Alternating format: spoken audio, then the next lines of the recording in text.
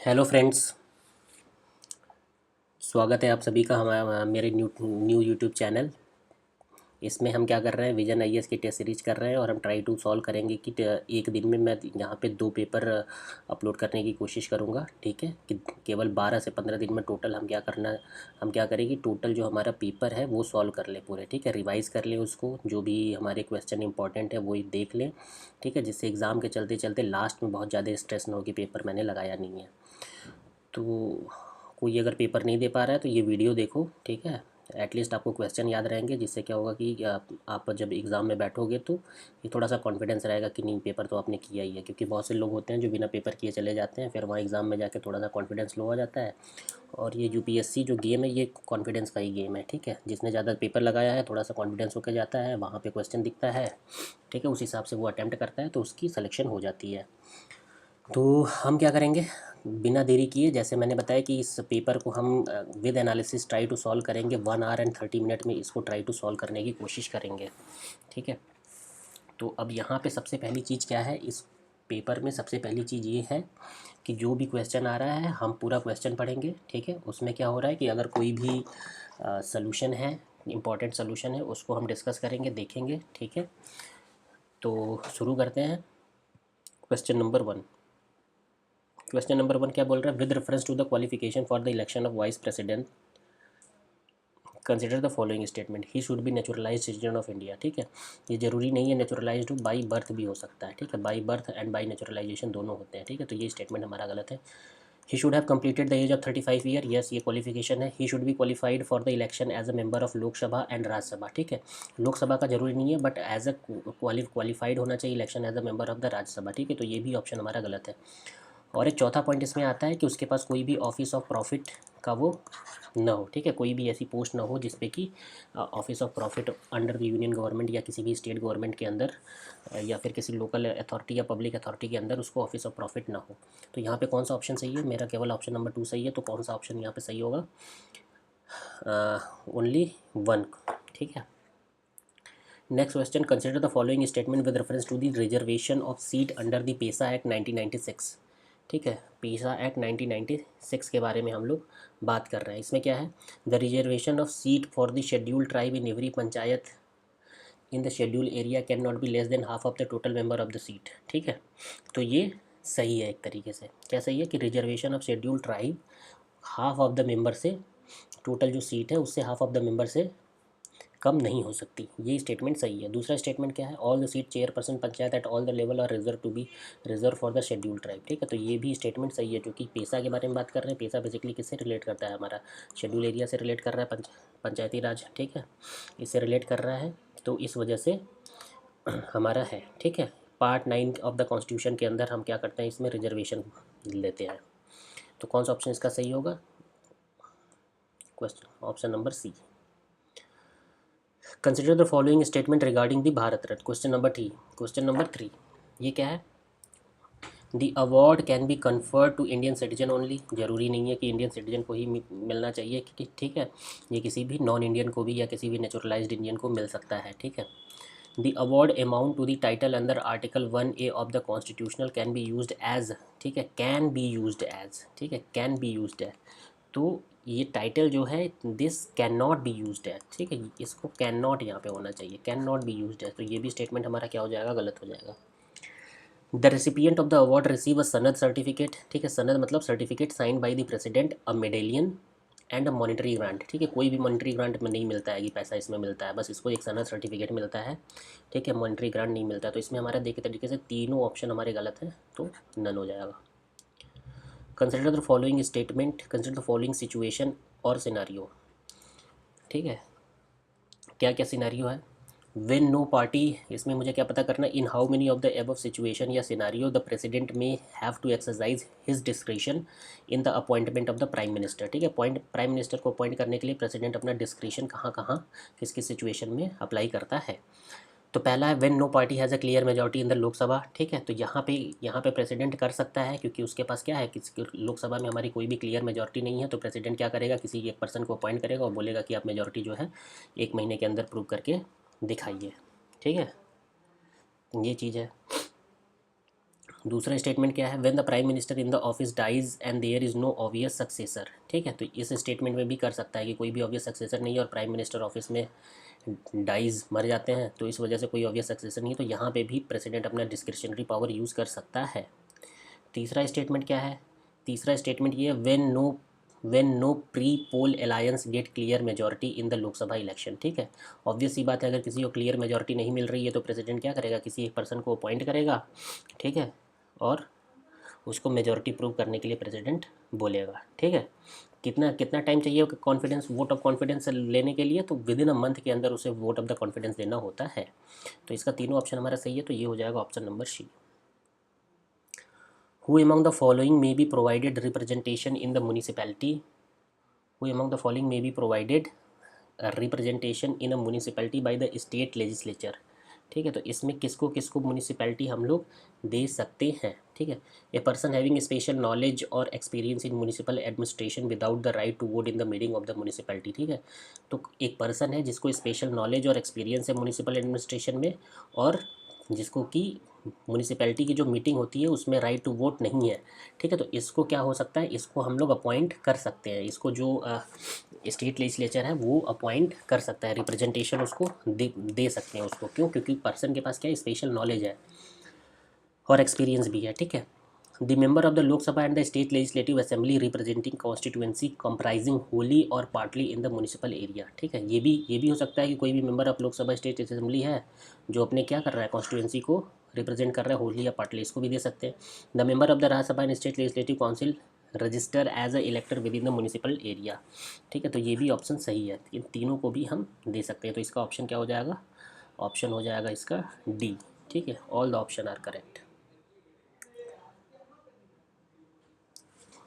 अब हम बात करते हैं क्वेश्चन नंबर 6 के बारे में। क्वेश्चन नंबर 6 क्या बोल रहा है, द जज of the supreme court are appointed by the president. सही है, गलत है, this is a statement correct. Second statement, the जज of the high court are appointed by governor of the respective state. Governor नहीं, president होता है। ठीक है, प्रेसिडेंट होता है। द जज of the both supreme court and high court can only be removed by the order of the president. ठीक है, जो थर्ड स्टेटमेंट है वो भी हमारा क्या है, सही है। इसको रिमूव करने के लिए क्या करना पड़ेगा, प्रेसिडेंट का ऑर्डर लगता है, बट उसके लिए वही होता है कि एक तरीके से लोकसभा और राज्यसभा में इनका इम्पीचमेंट का प्रोसेस चलता है। ठीक है जी, इनको हटाने के लिए जो जो भी चीज़ें करनी होती है, क्या होता है, प्रूव्ड मिसबिहेवियर और इनकैपेसिटी होती है। तो अब इसमें यही होता है, जज इंक्वायरी एक्ट होती है, फिर उसके बाद वोटिंग होती है, दुनिया भर की चीज़ें होती है। लोकसभा स्पीकर इसको जो है एक तरीके से, जो कोई भी अगर इसको रिमूव करने के लिए अगर कोई भी रेजोल्यूशन पास होती है तो उसको लोकसभा का स्पीकर या फिर राज्यसभा का चेयरमैन जो भी होता है वो उसको देंगे कि नहीं भाई हम इसको पास करेंगे नहीं पास करेंगे, वो उनकी अथॉरिटी होती है। तो प्रोसेस ऑफ द रिमूवल आपने पढ़ा ही होगा। ठीक है, तो ये स्टेटमेंट एक तरीके से सही है। इसका क्या हो जाएगा, question number option number C की हमारा, ऑप्शन नंबर बी नहीं, ये सेकंड स्टेटमेंट हमारा गलत है, गवर्नर प्रेसिडेंट नहीं है, तो इसका ओनली 2 होगा। ठीक है, इसका क्या होगा, ओनली 2 होगा। ठीक है, okay. Question number 7, question number 7 क्या बोल रहा है हमारा, consider the following statement with reference to the tribunal in India. ठीक है, ट्राइब्यूनल इंडिया कौन सा आर्टिकल है, article 323A and 323B, 2 articles हैं यहाँ पे। क्या बोल रहे हैं, the tribunal were not part of the original Indian constitution. ठीक है, tribunal were not part of original Indian constitution. ठीक है, तो ये स्टेटमेंट हमारा क्या है, सही है। क्यों, क्योंकि ट्राइब्यूनल जो हमारा ऐड हुआ था वो कब ऐड हुआ था, हमारा 42nd कॉन्स्टिट्यूशनल अमेंडमेंट एक्ट 1976 में ट्राइब्यूनल को ऐड किया गया था, जिसमें कि नया पार्ट हमने इंक्लूड किया था, पार्ट 14, पार्ट कौन सा था, पार्ट 14A। पार्ट 14A हमने इसमें इंक्लूड किया हुआ था, जिसमें कि आर्टिकल 323A किससे बात कर रहा है, हमारा एडमिनिस्ट्रेटिव ट्राइब्यूनल से बात करता है, और आर्टिकल 323B जो बात करता है ये किससे रिलेटेड बात करता है, अदर अदर मैटर से रिलेटेड जो होता है। ठीक है, अदर मैटर से रिलेटेड जो भी चीज़ें होती हैं आर्टिकल 323 बात करता है। Appeal against the tribunal order lies only in the supreme court. ठीक है, ये ज़रूरी नहीं है। ठीक है, हाई कोर्ट में भी ये अपील लाई कर सकती है एक, ठीक है, क्योंकि एक अपील जुडिशियल रिव्यू चूँकि हमारा क्या है कि basic structure of the constitution है, तो सुप्रीम कोर्ट ने डिक्लेयर किया था चंद्र कुमार केस 1997 में कि रिस्ट्रिक्शन अब अगर हम हाई कोर्ट पे लगाते हैं तो वो अनकॉन्स्टिट्यूशनल है, इस वजह से। तो इसका कौन सा स्टेटमेंट सही होगा? केवल दिस स्टेटमेंट सही होगा, स्टेटमेंट नंबर 1, तो ऑप्शन हो जाएगा E. Consider the following statement regarding the governor. ठीक है, क्या स्टेटमेंट है रिगार्डिंग द गवर्नर? पहला, the president may transfer a governor appointed to one state to another state for the rest of the term. ठीक है, ये president कर सकता है, ऑब्वियसली प्रेसिडेंट कर सकता है। Second statement, a governor can not hold office beyond term of 5 year. जरूरी नहीं है, 5 साल से ज़्यादा भी कर सकते हैं ये। The constitution does not lay any ground upon which governor may be remove by the president. Obviously जब प्रेसिडेंट का मन करेगा, काउंसिल ऑफ मिनिस्टर उनको एडवाइस करेंगे, कैबिनेट मिनिस्टर वो हटा देंगे। ठीक है, तो ये स्टेटमेंट सही है। The governor whose term has been expired may be reappointed, ये भी सही है। तो इसका क्या हो जाएगा? 3 स्टेटमेंट सही है, दूसरा स्टेटमेंट हमारा गलत है। Question number 9, which of the following maritime passes separate India and Maldives. ठीक है, तो इसमें कौन सा होता है हमारा? इसको तो ये सब चीज़ें आपको याद करनी होगी। ये डिग्री चैनल है। ठीक है, 8 डिग्री चैनल किससे पास होता है? हमारा इंडिया और मालदीव के बीच में हमारा जो है 8 डिग्री चैनल पास होता है। अगर 9 डिग्री चैनल की बात करें तो ये कहाँ से होता है? मिनिकॉय आइलैंड और लक्षद्वीप को, ये मिनिकॉय और लक्षद्वीप। 10 डिग्री चैनल के बारे में हम बात करते हैं तो अंडमान और निकोबार को ये सेपरेट करता है। ठीक है, अंडमान और निकोबार को सेपरेट करता है। और डंकन पास के बारे में अगर हम लोग बात करते हैं तो ये किससे हमारा सेपरेट करता है? ये हमारा सेपरेट करता है ग्रेट अंडमान और लिटिल अंडमान। ठीक है, तो ग्रेट अंडमान और लिटिल अंडमान को ये सेपरेट करता है। तो ये सब चीज़ें आपको क्या करना पड़ेगा? याद करना पड़ेगा। 9 का क्या ऑप्शन हो गया? 8 डिग्री चैनल कहाँ से? इंडिया और मालदीव के बीच में जो है। क्वेश्चन नंबर 10 के बारे में हम आते हैं। ये हमारा बेसिकली बात कर रहा है इम्पीचमेंट ऑफ द प्रेसिडेंट के रिगार्डिंग बात कर रहा है। स्टेटमेंट दिया हुआ है, हमें पता करना है कि कौन सा स्टेटमेंट हमारे करेक्ट है, कितने स्टेटमेंट करेक्ट है। He can B impeached for the violation of constitution which is defined in the constitution. ठीक है, ये डिफाइंड नहीं है वायलेशन ऑफ द कॉन्स्टिट्यूशन, कहीं पे डिफिनीशन इसका लिखा नहीं हुआ है। The impeachment charge can be initiated by the Lok Sabha only. केवल लोकसभा इनिशिएट कर सकता है? नहीं, राज्यसभा भी इसको इनिशिएट कर सकता है। जिसमें क्या होता है कि 14, इसके पहले क्या होता है कि हमें 14 डे का प्रेसिडेंट को नोटिस भी देना होता है। कितने डे का? 14 डे का, 14 डेज नोटिस। ठीक है, the impeachment resolution should be passed by a majority of 2/3 of the total membership of the both house. ठीक है, तो ये सही है। टोटल मेजॉरिटी, टोटल मेंबरशिप का 2/3 की जो मेजॉरिटी होती है वो इम्पीचमेंट के लिए रेजोल्यूशन हमारा पास होना चाहिए। तो इसका कौन सा हो जाएगा? ऑप्शन नंबर केवल 1 होगा हमारा सही होगा। ठीक है, okay. Question number 11, consider the following statement with reference to the high court. Statement 1, the salary and pension of the जज of the high court are charge from the consolidated fund of the India. ठीक है, तो देखो ये statement एक तरीके से आपका क्या है? स्टेटमेंट पहला इनकरेक्ट है। क्यों इनकरेक्ट है? क्योंकि इसमें ये है कि सैलरी ऑफ द जजेस ऑफ द हाई कोर्ट हमारा कहाँ से होता है? चार्ज होता है consolidated fund of the respective state. Consolidated fund of the state से होता है क्या? सैलरी। ठीक है, जबकि जो पेंशन होती है, पेंशन कहाँ से होती है? पेंशन जो होती है ये CFI consolidated fund of India से चार्ज किया जाता है। तो स्टेटमेंट 1 इज़ इनकरेक्ट। अब जब स्टेटमेंट 1 इज़ इनकरेक्ट है तो सीधा ऑप्शन डी मारो, आगे बढ़ो। बट हम यहाँ चूँकि डिस्कस कर रहे हैं तो हम सेकंड स्टेटमेंट भी देख सकते हैं। क्या है? The salary and pension of the जज of the high court are decided by the parliament. Obviously very true statement, parliament ही डिसाइड करता है, बाकी किसी को कोई राइट नहीं होता है। तो ये ऑप्शन नंबर डी सही है। Okay, next question. Question number हमारा है 12।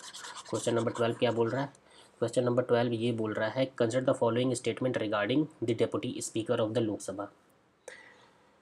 क्या क्या स्टेटमेंट दिया हुआ है एक बार हम पढ़ते हैं अच्छे से। इसमें बताना है कि कितने स्टेटमेंट हमारे क्या है करेक्ट है, how many statement. The speaker fix the election date of the deputy speaker and administration oath to him after the election. ठीक है, तो ये बेसिकली क्या है? स्पीकर, ये स्टेटमेंट हमारा क्या है? गलत है। ठीक है, क्यों? क्योंकि स्पीकर और डेप्यूटी स्पीकर जो होते हैं ये ओथ नहीं लेते हैं। ये ओथ किस चीज़ का लेते हैं? जब ये मिनिस्टर बनते हैं, जब ये अपॉइंट होते हैं, जब ये चुने जाते हैं एक तरीके से, जब लोकसभा में आते हैं उस समय ये क्या करते हैं? ओथ लेते हैं। ठीक है, और लोकसभा स्पीकर के लिए, डेप्यूटी स्पीकर के लिए कोई भी ओथ एंड अफर्मेशन कुछ नहीं होता है। ठीक है, तो ये पहला स्टेटमेंट तो हमारा क्या है? इनकरेक्ट है। Second statement, the deputy speaker automatically become the chairman of the committee in which he is appointed as a member. ठीक है, द डेप्यूटी चेयरमैन, तो ये ऑब्वियसली करेक्ट स्टेटमेंट है। ठीक है, ये बहुत बार आपने पढ़ा होगा। According to the constitution the speaker shall come from the ruling party where as constitution, ये स्टेटमेंट एकदम से इनकरेक्ट स्टेटमेंट है, तो ये हो जाएगा option number A. Which of the following accurately reflect the fundamental objective and essence of Panchayati Raj system. ठीक है, तो इसमें क्या एक्यूरेटली रिफ्लेक्ट कर रहा है, तो इसमें एक्यूरेटली यही रिफ्लेक्ट कर रहा है ensuring people participation in the development process, ये हमारा सही है। Devolving the grass root,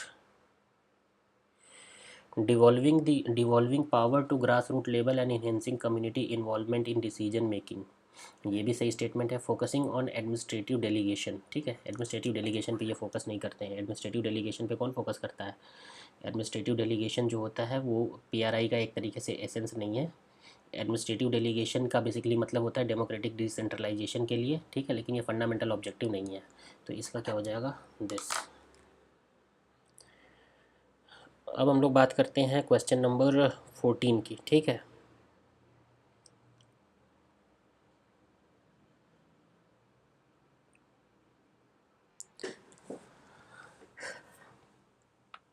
okay, question number 14, it is created for administration of town which does not yet fulfill all the condition necessary for the constitution of the municipality.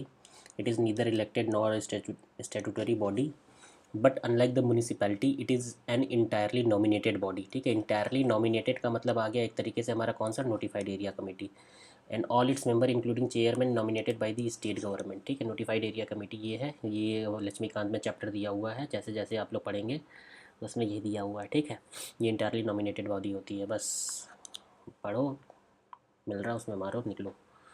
Question number 15, question number 15 क्या बोल रहा है?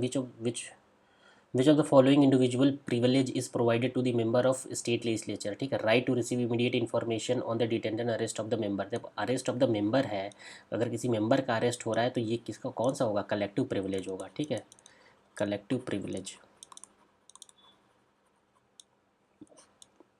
Prohibition of being arrested subject to the legal proceeding with in the precinct of the house. Precinct of the house ये भी किसका है? Collective हमारा privilege हो जाएगा। Exemption for the jury services when the state legislation in the sir, ये obviously बात है, ये स्टेटमेंट हमारा सही है। Institution of an inquiry, institution of an inquiry और order of the advance witness. ठीक है, ये स्टेटमेंट भी एक तरीके से कलेक्टिव का है हमारा। ठीक है, no person can be arrested, ठीक है, और and no legal process can be serve with in the house without the permission of the presiding officer. ठीक है, without the permission of the presiding officer, ये कलेक्टिव रिस्पॉन्सिबिलिटी है, तो इसका answer क्या हो जाएगा? आंसर नंबर सी हो जाएगा। ठीक है, अगर हम इंडिविजुअल प्रिविलेज के बारे में बात करते हैं तो वही है कि अगर किसी भी को भी हमें अरेस्ट करना है तो 40 डे के पहले एक तरीके से उसको 40 डे के पहले और 40 डे के बाद एंड ऑफ द सेशन में उसको अरेस्ट नहीं किया जा सकता। ये जो प्रिविलेज प्रोवाइड है किस में प्रोवाइड है? केवल सिविल केसेस में प्रोवाइड है। ठीक है, सिविल केसेस में, क्रिमिनल केसेस में नहीं है।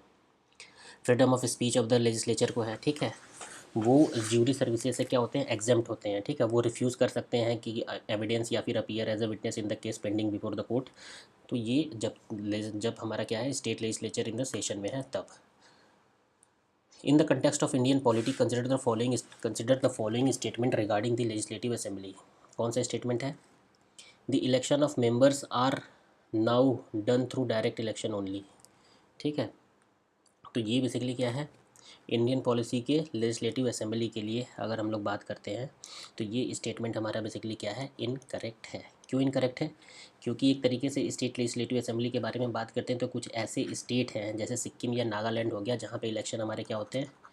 इनडायरेक्टली होते हैं। ठीक है, हर जगह डायरेक्ट नहीं होता है। ठीक है, अगर हम स्ट्रेंथ के बारे में बात करते हैं तो मैक्सिमम स्ट्रेंथ कितनी होती है हमारी? 500 होती है, और मिनिमम स्ट्रेंथ कितनी होती है हमारी? 60 होती है। ठीक है, बट कुछ ऐसे स्टेट हैं जहाँ पे कि एक तरीके से स्ट्रेंथ, जैसे कि हम गोवा के बारे में बात करते हैं, सिक्किम के बारे में बात करते हैं, अरुणाचल प्रदेश के बारे में बात करते हैं, तो यहाँ पे 30 स्ट्रेंथ है। और मिजोरम और नागालैंड के बारे में बात करते हैं, मिजोरम और नागालैंड के बारे में बात कर रहे हैं तो मिजोरम में हमारा कितना है? 40, और नागालैंड में कितना है? 46 स्ट्रेंथ है। 105th amendment act was cease reservation of the seat of the Anglo Indian community. ठीक है, ये 105th नहीं है, 104th अमेंडमेंट है। ठीक है, एक तरीके से तो ये स्टेटमेंट हमारा क्या है? इनकरेक्ट है, जिसने कि सीज़ कर दिया था। तो दोनों स्टेटमेंट हमारा इनकरेक्ट हो गया। तो अब थर्ड स्टेटमेंट में आते हैं। थर्ड स्टेटमेंट क्या बोल रहा है? The uniformity of representation across the difference constituency of the state is mandated directly by the constitution. Obviously ये स्टेटमेंट करेक्ट है, तो आंसर हो जाएगा only one option. Okay, question number 17, consider the following statement with reference to the composition of Rajya Sabha. 17B, all the given all states are given equal representation in the Rajya Sabha. ठीक है, हर एक state को equal representation मिलता है? नहीं भाई, UP को 31 है। ठीक है, यूपी के कितने 31 मेंबर हैं, त्रिपुरा के कितने मेंबर हैं? 1 मेंबर है। तो ऐसा ज़रूरी नहीं है कि हर एक स्टेट का इक्वल रिप्रेजेंटेशन है। ये कहाँ पे होता है? अमेरिका में होता है, जहाँ पे हर एक स्टेट के 2-2 मेंबर होते हैं। पहला statement incorrect. The fourth schedule of the constitution deal with allocation of the seat in the Rajya Sabha to the state and union territory. ठीक है, तो ये सेकंड स्टेटमेंट हमारा क्या है? सही है, तो ऑप्शन क्या हो जाएगा? B. Question number 18, question number 18 क्या बोल रहा है हमारा? क्वेश्चन नंबर 18 हमारा ये बोल रहा है कि consider the following statement, the elusive binturong bear cat and the small clawed otter have recently been recorded in Kaziranga national park. ठीक है, तो ये देखो स्टेटमेंट, अब देखो ये स्टेटमेंट अगर नहीं है, has recently been recorded in Kaziranga national park. ठीक है, तो ये स्टेटमेंट अगर यूपीएससी में ऐसा स्टेटमेंट पूछ रहा है, हैव रिसेंटली बीन, तो काजीरंगा में, अब ये देखो बिटूरोंग ये इधर कहाँ मिलते हैं? हमारे नॉर्थ ईस्ट में ही मिलते हैं। अब नॉर्थ ईस्ट में मिलते हैं, ठीक है। स्मॉल क्लॉ ऑटर, ऑटर भी उधर ही मिलता है। तो एक तरीके से थोड़ा सा लॉजिक लगा के सोचोगे तो ये स्टेटमेंट हमारा क्या हो जाएगा? सही हो जाएगा। These are categorized critically endangered. ठीक है, तो ये क्रिटिकली इंडेंजर्ड की स्पेसीज़ याद कर लो। क्रिटिकली इंडेंजर्ड वाली जितने भी स्पेसीज़ इन्होंने पूछे हैं, मैक्सिमम ये क्या पूछते हैं? गलती पूछते हैं। ये बेसिकली किस में है? वल्नरेबल हैं, प्रोटेक्टेड स्पेसीज़ में आते हैं। ठीक है, तो ये स्टेटमेंट हमारा क्या है? इनकरेक्ट है, तो इसका आंसर हो जाएगा ओनली ए। क्वेश्चन नंबर 19, क्वेश्चन नंबर 19 क्या बोल रहा है? क्वेश्चन नंबर 19 हमारे ये बोल रहा है, consider the following statement with reference to the jurisdiction of court. The original jurisdiction means the power to hear such dispute in the first instance, not by a way of appeal. ठीक है, तो ये statement जो है एक तरीके से हमारा क्या है? ये स्टेटमेंट सही स्टेटमेंट है। क्यों सही स्टेटमेंट है? क्योंकि ऐसा नहीं है कि हमें क्या करना है, ओरिजिनल का मतलब यही होता है कि अपील के थ्रू नहीं, हमको सुनना है तो सुनना है, ओरिजिनल सुनना है। ठीक है, exclusive jurisdiction means no other court can decide such dispute. Obviously exclusive का तो मतलब यही होता है कि भाई कोई भी जुरिडिक्शन डिसाइड नहीं कर सकता है। ठीक है, एक्सक्लूसिव जुरिडिक्शन का बेसिकली मतलब होता है सिंगल कोर्ट के पास अथॉरिटी है to decide a case despite the rejection of all other court. The high court in India have the original jurisdiction to decide on the election petition in the parliamentary and assembly election. ठीक है, तो यहाँ पे देखो parliamentary देख के ये नहीं सोचना है कि हमारा सुप्रीम कोर्ट पार्लियामेंट के लिए करेगा और इस स्टेट के लिए हमारा क्या करेगा, जो है कि हाई कोर्ट करेगा। ये नहीं सोचना है, ये हाई कोर्ट कर सकता है। ठीक है, हाई कोर्ट ही होता है एक तरीके से। ठीक है, तो ये तीनों स्टेटमेंट एक तरीके से हमारे क्या सही हैं। Supreme court of the India, high court, ठीक है, दोनों एक तरीके से आर द इलेक्शन पिटिशनर जो बेसिकली होते हैं वो हमारे बेसिकली क्या होते हैं? हाई कोर्ट के पास अथॉरिटी होती है। Article 329B of the constitution, RPA act 1951 में ये बोला गया है कि high court have the original jurisdiction to decide on the election petition in parliamentary assembly local election. ठीक है, तो ये भी स्टेटमेंट सही है। तो इस तरीके से यहाँ पे तीनों स्टेटमेंट सही है, तो ऑप्शन क्या हो जाएगा? सी हो जाएगा। With reference to the vote power of president consider the following. ठीक है, क्या है vote power of the president? Qualified veto, it can be overridden with the higher majority. Obviously correct statement है। ठीक है, qualified जो veto होती है उसको हम लोग कैसे करते हैं? क्वालिफाइड वेटो को एक तरीके से हायर मेजोरिटी से हम लोग क्या करते हैं? ओवर रिडन करते हैं। ठीक है, जो पार्लियामेंट होती है। Suspensive veto can be overridden by ordinary majority, ये भी सही स्टेटमेंट है। एब्सोल्यूट वेटो क्या है? Withholding of assent to the bill passed by the legislature. ठीक है, तो ये भी स्टेटमेंट हमारा क्या है? एक तरीके से करेक्ट स्टेटमेंट है। तो इसका आंसर क्या हो जाएगा हमारा? 20 का ऑल करेक्ट, सी।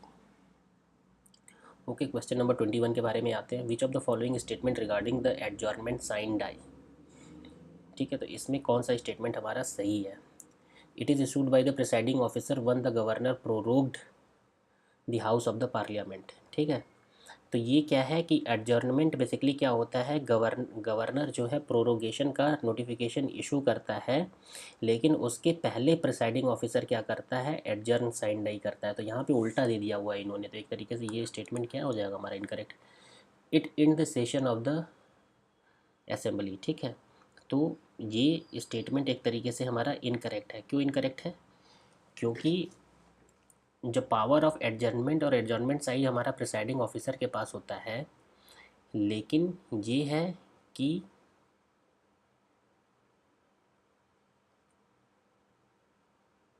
गवर्नर जो प्रोरोगेशन का नोटिस इशू करता है, जो गवर्नर है हमारा वो प्रोरोगेशन का इशू करता है, तो वो एंड ऑफ द सेशन को एक तरीके से कंक्लूड करता है, ठीक है।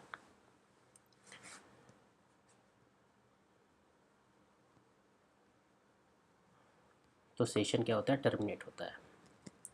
Neither one not two. Consider the following, consider the following condition. क्या कंडीशन है? क्वेश्चन नंबर 22 के बारे में हम लोग बात करते हैं। क्वेश्चन नंबर 22 के बारे में बात करते हैं। Independently elected member join any political party. ये देखो बेसिकली किस चीज़ के बारे में बात कर रहा है। In how many of the above given condition the member of parliament या legislative assembly can be disqualified on the ground of the defection under the 10th schedule of the Indian constitution.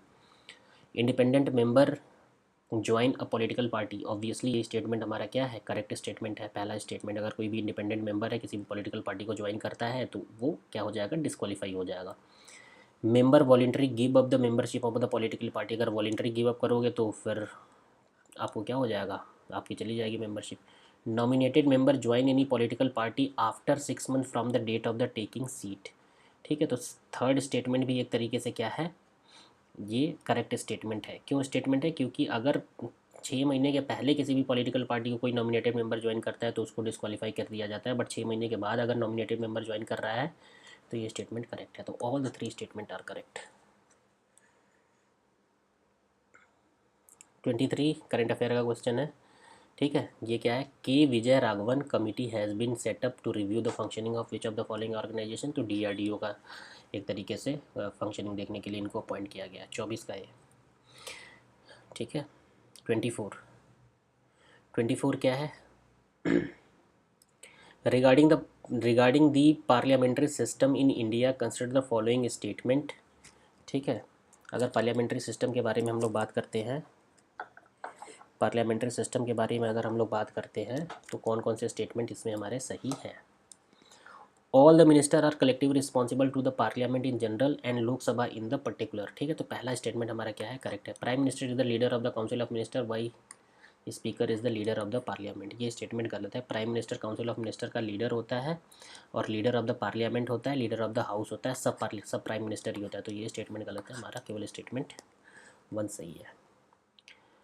25 basically क्या होता है कि with reference to the responsibility of minister consider the following statement. Collective responsibility mean that cabinet decision bind all the cabinet minister even if they are differ in the cabinet meeting, ठीक है। तो ये statement एक तरीके से हमारा क्या है, पहला स्टेटमेंट करेक्ट स्टेटमेंट है। क्यों? क्योंकि अगर कोई डिफ़र भी करता है फिर भी उसको क्या होना चाहिए, कैबिनेट के साथ में मिलके रहना होगा।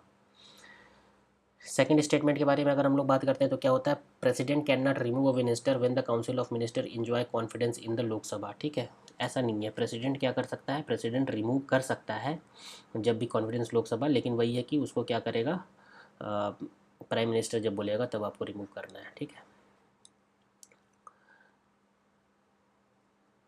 N order of the president for the public act should be counter sign by the minister, ठीक है। मिनिस्टर काउंटर साइन करते हैं? नहीं करते हैं, मिनिस्टर क्यों काउंटर साइन करेंगे। तो एक तरीके से कितने स्टेटमेंट हमारे इसमें सही हैं, केवल एक ही स्टेटमेंट हमारा इसमें सही है और वो है स्टेटमेंट नंबर 1। बाकी सभी स्टेटमेंट, ये स्टेटमेंट गलत है, ये स्टेटमेंट गलत है, तो हमारा हो जाएगा answer only 1। Minister of which of the following are chaired by the prime minister. Prime minister किसको किसको चेयर करते हैं, नीति आयोग को चेयर करते हैं, यस चेयर करते हैं। नेशनल इंटीग्रेशन काउंसिल, यस, ठीक है। देखो इसमें बेसिकली क्या है हमारा, इंटर स्टेट काउंसिल, इसको भी प्राइम मिनिस्टर चेयर करते हैं। जोनल काउंसिल जो होता है ये होम मिनिस्टर चेयर करते हैं, ठीक है। तो देखो 4 जितने भी ऑप्शन है सब खत्म कर दो, 5 ये, तो ऑप्शन नंबर बी इसका सही आंसर है। ओके, बहुत ज़्यादा सोचना नहीं है ऐसे क्वेश्चनों में। आ रहा है तो ठीक है, नहीं आ रहा है तो तुक्का मारो, आगे बढ़ो थोड़ा सा दिमाग लगा के। सिक्योरिटी फोर्स गार्डिंग बॉर्डर, ठीक है, कौन कौन सा सिक्योरिटी फोर्स होता है, ठीक है।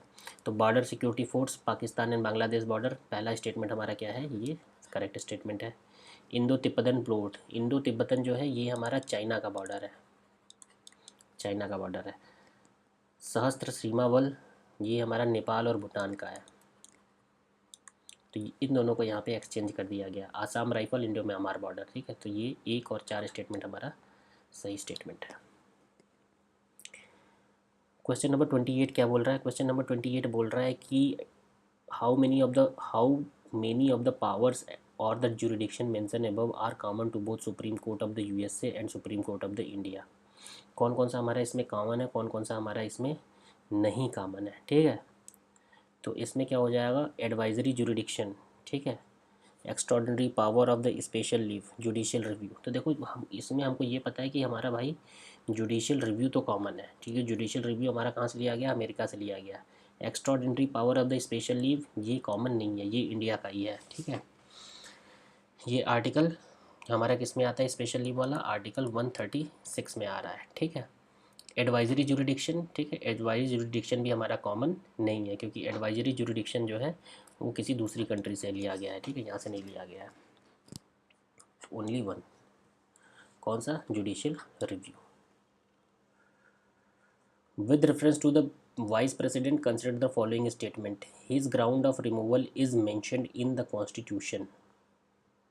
वाइस प्रेसिडेंट्स का ग्राउंड ऑफ रिमूवल जो है कॉन्स्टिट्यूशन में हमारा मेंशन है, हाँ। तो ये स्टेटमेंट एक तरीके से हमारा क्या है, करेक्ट नहीं है। क्यों, क्योंकि कोई भी ग्राउंड हमारा मेंशन नहीं है। Formal impeachment is required for is removal, ठीक है। फॉर्मल इम्पीचमेंट ऐसा ज़रूरी नहीं है, फॉर्मल इम्पीचमेंट उसके रिमूवल के लिए इंक्वायर्ड नहीं है। वो कैसे रिमूव होता है, he is remove by the resolution passed by the majority of all the member of the Lok Sabha then agreed by the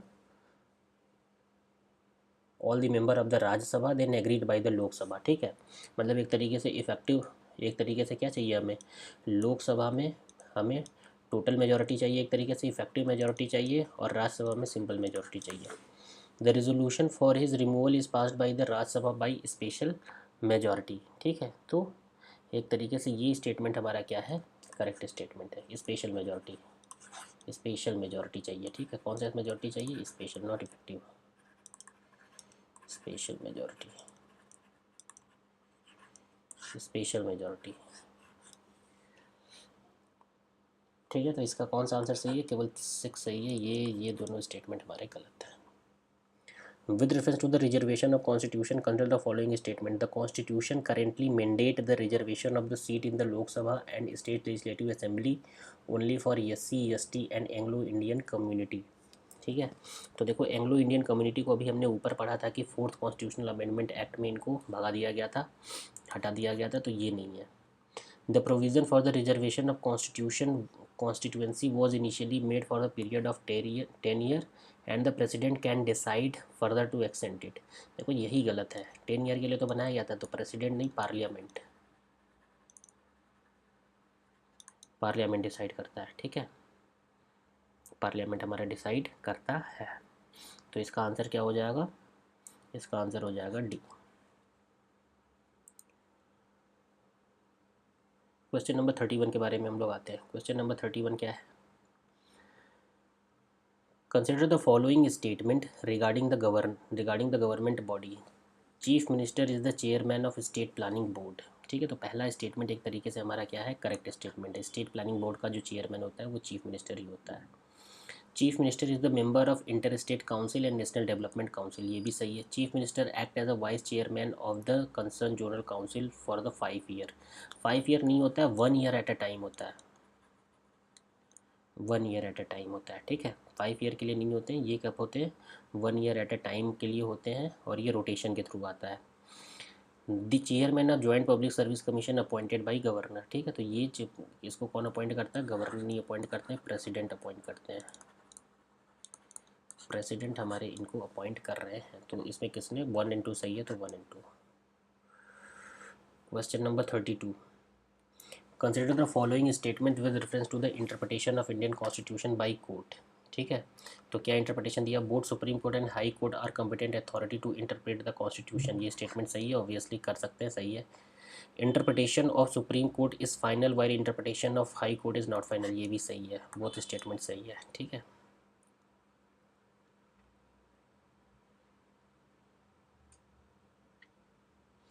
क्योंकि हाई कोर्ट का जो इंटरप्रिटेशन है वो हम सुप्रीम कोर्ट में चैलेंज कर सकते हैं, तो इसीलिए हाई कोर्ट का इंटरप्रिटेशन हमारा फाइनल नहीं होता है।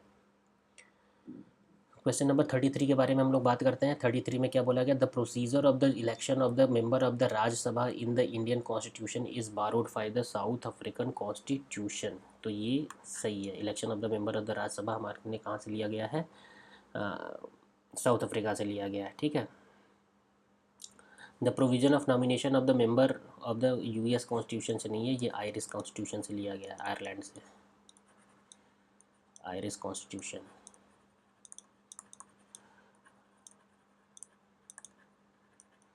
आयरिश कॉन्स्टिट्यूशन से इसको लिया गया है। ठीक है, तो पहला statement correct, second statement incorrect, तो option is A. 34, with reference to the Lok Adalat consider the following statement. Lok Adalat है power of summoning and enforcing attendance of any witness and examining his him और हर ऑन ओथ। ठीक है, तो ये पहला statement एक तरीके से हमारा सही है, किसी भी विटनेस को वो एक तरीके से समन कर सकते हैं। ठीक है, नो अपील से लाई, ठीक है, अपील नहीं होता है अवार्ड, तो दोनों स्टेटमेंट चाहिए। लोकसभा को थोड़ा सा सही से पढ़ लो। देखो, लोकसभा बेसिकली क्या होता है कि कोई भी हमारा एक तरीके से केसेस होते हैं जो पेंडिंग, कोर्ट में पेंडिंग होते हैं, या at a pre litigation state. Pre litigation state का मतलब क्या होता है कि अभी तक कोर्ट के पास ये चीज़ें पहुँची ही नहीं है। ठीक है, तो उनको हम लोग क्या बोलते हैं, कॉम्प्रोमाइज़ या सेटल करके एक तरीके से लोक अदालत में सही करते हैं। पहला लोक अदालत जो हुआ था पोस्ट इंडिपेंडेंस ईरा में, कब ऑर्गेनाइज़ किया गया था, गुजरात में ऑर्गेनाइज़ किया गया था, गुजरात में ऑर्गेनाइज़ किया गया था पहला लोक अदालत। पहला लोक अदालत कब, 1982 में हुआ था। ठीक है, अभी क्या है, लोक अदालत हमारा कौन सा है, स्टेटूटरी स्टेटस इसको मिला हुआ है, स्टेटूटरी स्टेटस इसको मिला हुआ है। ठीक है, किसमें, लीगल सर्विस अथॉरिटी एक्ट 1987। ठीक है, अब इसका ऑर्गेनाइजेशन क्या है, क्या क्या चीज़ें हैं, ये सब आप जो है लक्ष्मीकांत से पढ़िए। अवार्ड जो है, तो है अवार्ड जो लोकसभा का है वो हमारा क्या है, फाइनल और बाइंडिंग होता है, जिसको कि मानना पड़ता है, और अपील इसके लिए किसी भी कोर्ट में लाई नहीं होती है। Panama canal, a vital waterway for the international maritime trade, it connect to water bodies। ठीक है, ये नहीं आता है तो फिर आप एग्जामिनेशन की तैयारी करना छोड़ दो। क्वेश्चन नंबर 36 के बारे में हम लोग बात करते हैं। A person who is not a member of either house of a person who is not a member of either house of the state legislature can also be appointed as a minister. तो पहला statement हमारा सही है कि गलत है, तो first statement हमारा एक तरीके से क्या है, सही स्टेटमेंट है। But within a month, he must become a member of either house of the state legislature, otherwise he cease to be the member of the parliament। ठीक है, तो ये स्टेटमेंट हमारा एक तरीके से इनकरेक्ट है। कितना मंथ होना चाहिए, 6 महीने के अंदर इनको बनना होगा, तो पहला सही, second incorrect, question option number C. Okay, consider the following statement regarding the speaker and deputy speaker of state legislative assembly. 37, in case of vacancy in the both offices, a member is appointed by governor to perform as a duty। ठीक है, state legislative assembly और deputy deputy speaker, speaker और deputy speaker कहाँ पे, state legislative assembly के बारे में हम लोग बात कर रहे हैं। तो पहला स्टेटमेंट हमारा ये बोल रहा है कि अगर दोनों ऑफिस में हमारी वैकेंसी है तो किसी भी मेंबर को हम लोग क्या कर सकते हैं, जो गवर्नर है वो अपॉइंट करता है to perform duty of the speaker, तो ये सही है। they are neither entitled to vote in the first tense, ठीक है, nor provide a casting vote when the resolution for their removal is under consideration। ठीक है, तो ये स्टेटमेंट हमारा एक तरीके से नहीं करेक्ट है, क्योंकि पहले इंस्टेंस में, पहला जो इंस्टेंस होता है उसमें they are entitled to vote होते हैं। ठीक है,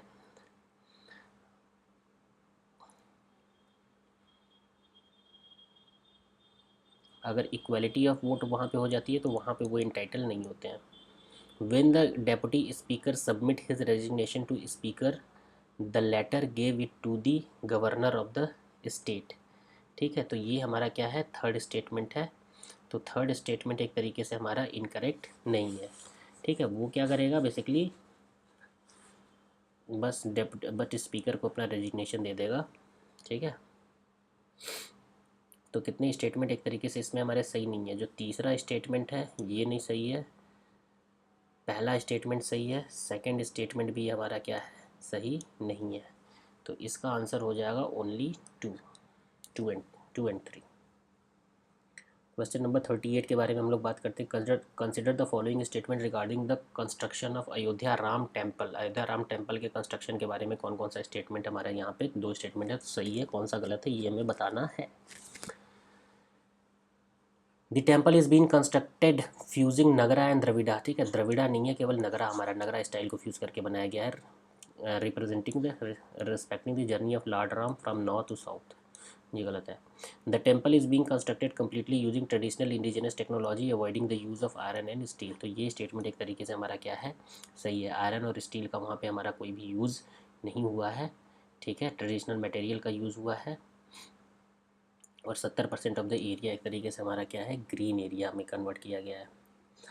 consider consider the following statement regarding the financial power of the governor. ठीक है, गवर्नर की फाइनेंशियल पावर क्या होती है, ये स्टेटमेंट हमें बताना है। ठीक है, तो क्या है, no demand for grant can be made except on his recommendation. Obviously पहला स्टेटमेंट सही है।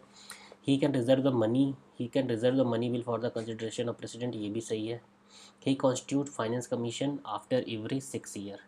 ठीक है, फाइनेंस कमीशन छठवें साल नहीं, 5th ईयर में हमारा कॉन्स्टिट्यूट होता है। तो इसका हो जाएगा 1 and 2, नॉट 1 and। ओके, कौन सा आर्टिकल होता है हमारा गवर्नर के लिए, एक तरीके से आप ये कमेंट करके बताओ कि भाई गवर्नर फाइनेंस कमीशन जो अपॉइंट करता है कौन सा आर्टिकल है म्यूनिसिपैलिटी और पंचायत के लिए। आई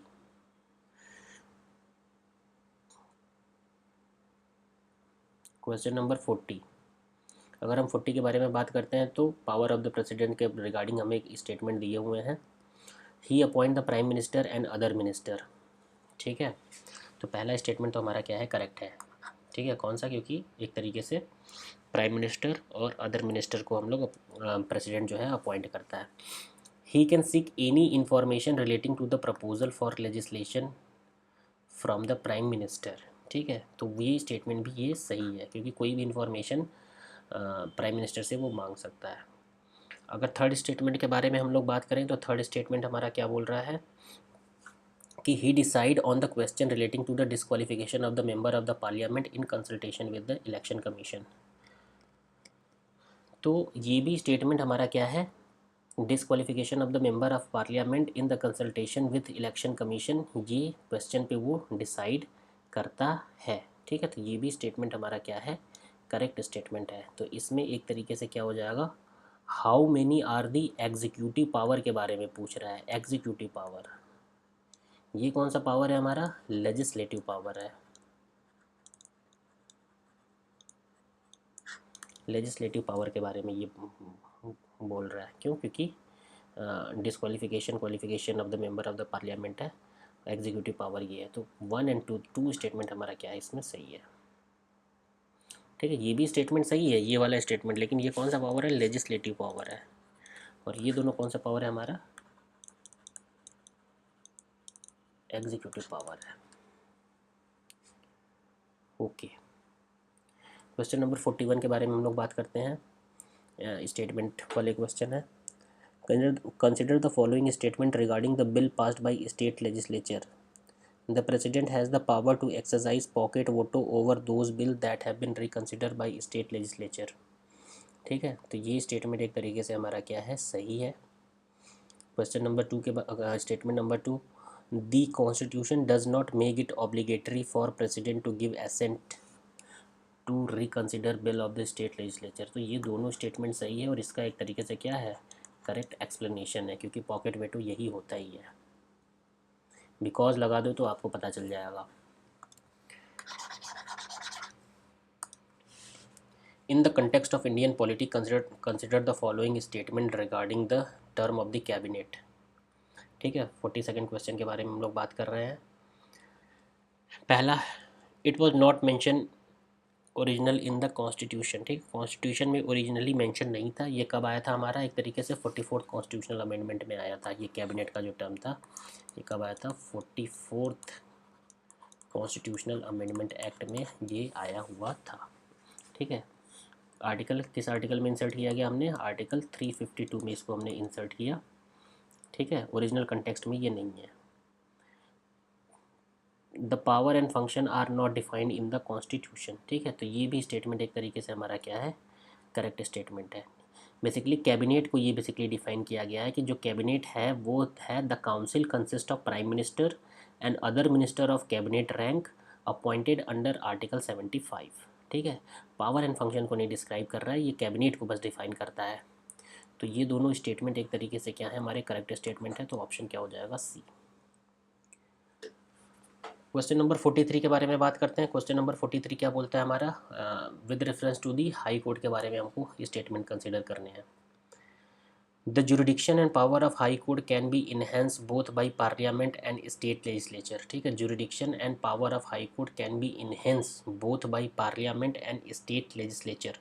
तो ये स्टेटमेंट एक तरीके से हमारा क्या है, सही है, क्योंकि पार्लियामेंट भी हमारा एक तरीके से इन्हेंस कर सकता है और स्टेट लेजिस्लेचर भी जो है पावर और जुरिडिक्शन इसको इन्हेंस कर सकता है।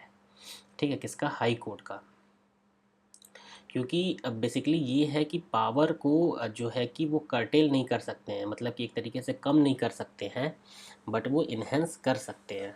ठीक है, the president can exclude the jurisdiction of high court from any union territory.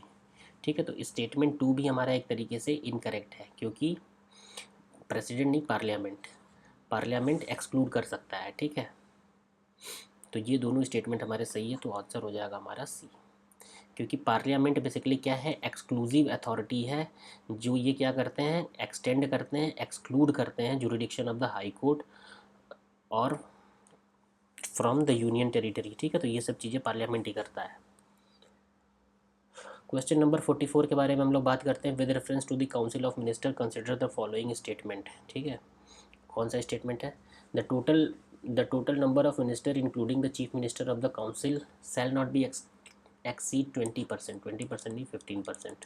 तो ये स्टेटमेंट इनकरेक्ट हो गया, अब पढ़ने की जरूरत नहीं है। The member of minister including the chief minister in the state shall not be less than 12। ठीक है, तो ये स्टेटमेंट एक तरीके से हमारा क्या है, करेक्ट स्टेटमेंट है। ये कब हमारा इंट्रोड्यूस हुआ था, 91st कॉन्स्टिट्यूशनल अमेंडमेंट एक्ट 2003 में इसको बोला था कि जो हमारा क्या है, the number of minister including the chief minister in state shall not be less than 12। ये सही है, तो इसका ओनली बी हो जाएगा। क्वेश्चन नंबर 45 के बारे में हम लोग बात करते हैं। क्या बोलता है कि both India and Bangladesh are common member of which of the following, bay of Bengal, BIMSTEC, bay of Bengal initiative for multi sectoral technical and economic corporation. ये सही है। सार्क, सार्क का भी बांग्लादेश मेंबर है। एस का इंडिया मेंबर है लेकिन बांग्लादेश नहीं, कोलंबो सिक्योरिटी का नहीं। ठीक है, अगर हम एस के मेंबर की बात करते हैं तो हमारे एस में कितने टोटल मेंबर हैं, अभी हमारे चाइना है, रशिया है, कजाकिस्तान है, किर्गिस्तान है, ताजिकिस्तान, उज्बेकिस्तान, इंडिया, पाकिस्तान और ईरान। ठीक है, एक और मेंबर है। टोटल हमारे कितने मेंबर हो गए इसमें, टोटल 9 मेंबर हो गए हैं। ठीक है, 9 मेंबर एस में है। इन द कंटेक्स्ट ऑफ, तो इसका आंसर क्या हो जाएगा, 1 और 2। Question number 46, in the context of union, in the construct of urban local government consider the following statement. क्या स्टेटमेंट है, इसमें आपको कंसिडर करना है। पहला, 4/5 of the member of the district planning committee should be indirectly elected. ठीक है, तो ये देखो, इसके लिए आपको क्या करना पड़ेगा, जो भी इलेक्शन से रिलेटेड चीज़ें दी हुई हैं म्यूनिसिपैलिटी में वो आपको पढ़ना होगा। ठीक है, तो इसमें पहला स्टेटमेंट एक तरीके से सही है। ये क्या, जो भी एक्ट है हमारा, एक्ट कौन सा है, म्यूनिसिपैलिटी के अंतर्गत ये एक्ट है। डिस्ट्रिक्ट प्लानिंग कमेटी पंचायत और म्यूनिसिपैलिटी में इन्होंने ये किया हुआ है कि 4/5 of the member of the district planning committee should be elected by the elected member of district panchayat. ठीक है, should be elected by the elected member of, elected member जो उनको इलेक्ट करेंगे तो ये कौन सा इलेक्शन हो जाएगा, इनडायरेक्टली हो जाएगा। Second statement, 2/3 of the member of metropolitan committee should be directly elected. ठीक है,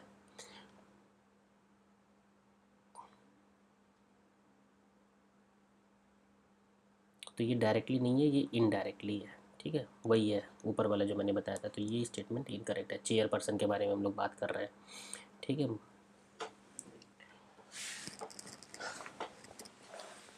तो अब हो गया इसका आंसर हमारा क्या हो गया, केवल पहला स्टेटमेंट हमारा एक तरीके से सही है, तो option number A. Question number 47, which of the following question number कौन सा है, क्वेश्चन नंबर हमारा है 47। Which of the following type of urban local bodies are created by the act of state government. State government के act से कौन सा बनाया गया है, तो पोर्ट एक्ट, पोर्ट ट्रस्ट। ये बेसिकली देखो पोर्ट है तो ये किसका है, हमारा पोर्ट जो हमारा काम करता है, पोर्ट हमारा काम करता है किसका, पोर्ट हमारा काम कर रहा है सेंट्रल गवर्नमेंट का। ठीक है, सेंट्रल गवर्नमेंट का काम करता है पोर्ट। ठीक है, टाउन एरिया कमेटी की अगर हम बारे में बात करते हैं, टाउन एरिया कमेटी तो ये हमारा स्टेट लेजिस्लेचर बनाता है। कंटोनमेंट बोर्ड ऑब्वियसली मिलिट्री का है तो सेंटर बनाएगा, तो ये हो जाएगा 22। क्वेश्चन नंबर 48 के बारे में हम लोग बात करते हैं। 48 क्या है, which of the following statement is not correct. Not correct पूछ रहा है। ठीक है, नॉट करेक्ट है about the abolition and creation of the legislative council in the state.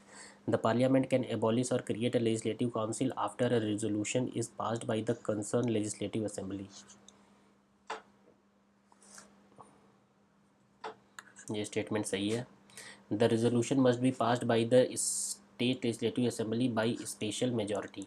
ठीक है, तो ये सेकंड स्टेटमेंट भी एक तरीके से सही है। अगर हमें क्या करना है, एबोलिश या क्रिएशन करना लेजिस्लेटिव काउंसिल के लिए, तो स्टेट लेजिस्लेटिव असेंबली में हमें क्या चाहिए, स्पेशल मेजॉरिटी चाहिए। पार्लियामेंट में क्या चाहिए, सिंपल मेजॉरिटी चाहिए। The act for the creation and abolition of the council act is considered as a constitutional amendment under article 268। ठीक है, देखिए ये कॉन्स्टिट्यूशनल अमेंडमेंट अंडर आर्टिकल 268, और ये डीम नहीं होता है कि कॉन्स्टिट्यूशनल अमेंडमेंट एक्ट है। ठीक है, ये एक ऑर्डिनरी बिल की तरह सिंपल मेजॉरिटी से पास होता है। तो स्टेटमेंट 3 इनकरेक्ट है। तो बस इसका कौन सा स्टेटमेंट हमारा करेक्ट इनकरेक्ट है, तो डी है। अब हम बात करते हैं question number 49। A high court in India has the power to review and correct its own order और जजमेंट। ठीक है, तो ये स्टेटमेंट हमारा क्या है, एक तरीके से सही स्टेटमेंट है पहला statement. Second, all the high court are court of record, ये भी स्टेटमेंट सही है, क्योंकि कोर्ट ऑफ रिकॉर्ड रहेगा तभी तो रिव्यू करेगा। तो दोनों स्टेटमेंट हमारे का सही है, और ये क्या है, करेक्ट एक्सप्लेनेशन है हमारा। Okay, question number 50, half way हम आ गए हैं। ठीक है, which of the following feature make the election of the India free and fair, independence of election commission, universal adult franchise, VVPAT, all the three statement. Article, consider the following statement. Article 1 of the Indian Constitution explicitly mention and define the federalism in India. Define जहाँ पे आ गया भैया वहाँ पे हो जाओ सतर्क। ठीक है, वहाँ पे क्या होना है, आपको थोड़ा सा सावधान होना है।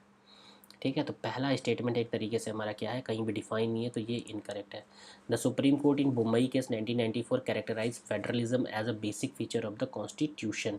ठीक है, मुंबई केस 1993 में फेडरलिज्म को सुप्रीम कोर्ट ने basic feature of the constitution बताया था।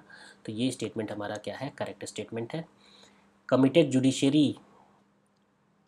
Judiciary is a feature of Indian federalism. ठीक है, इंडिया हैज़ क्योंकि इंडिया के पास एक इंडिपेंडेंट और इंटीग्रेटेड जुडिशरी है जो अपना काम एक इंडिपेंडेंट तरीके से करती है।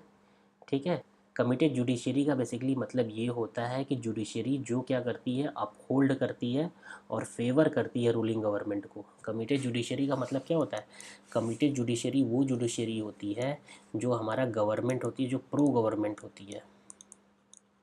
गवर्नमेंट की कोई भी पॉलिसी आ गई, कोई भी रूल एंड रेगुलेशन लॉ आ गया, तो उसको वो बेसिकली एक तरीके से अपहोल्ड करती है। बट इंडिया में क्या है, हमारा हमारा क्या है, इंडिपेंडेंट है। जुडिशरी क्या है, इंडिपेंडेंट है और इंटीग्रेटेड है, ठीक है। तो ये स्टेटमेंट इनकरेक्ट है। तो कितने स्टेटमेंट हमारे सही हुए, केवल एक स्टेटमेंट सही हुआ, स्टेटमेंट नंबर 2, तो आंसर हो जाएगा ए। क्वेश्चन नंबर 52 के बारे में हम लोग बात करते हैं। तो 52 क्या है हमारा,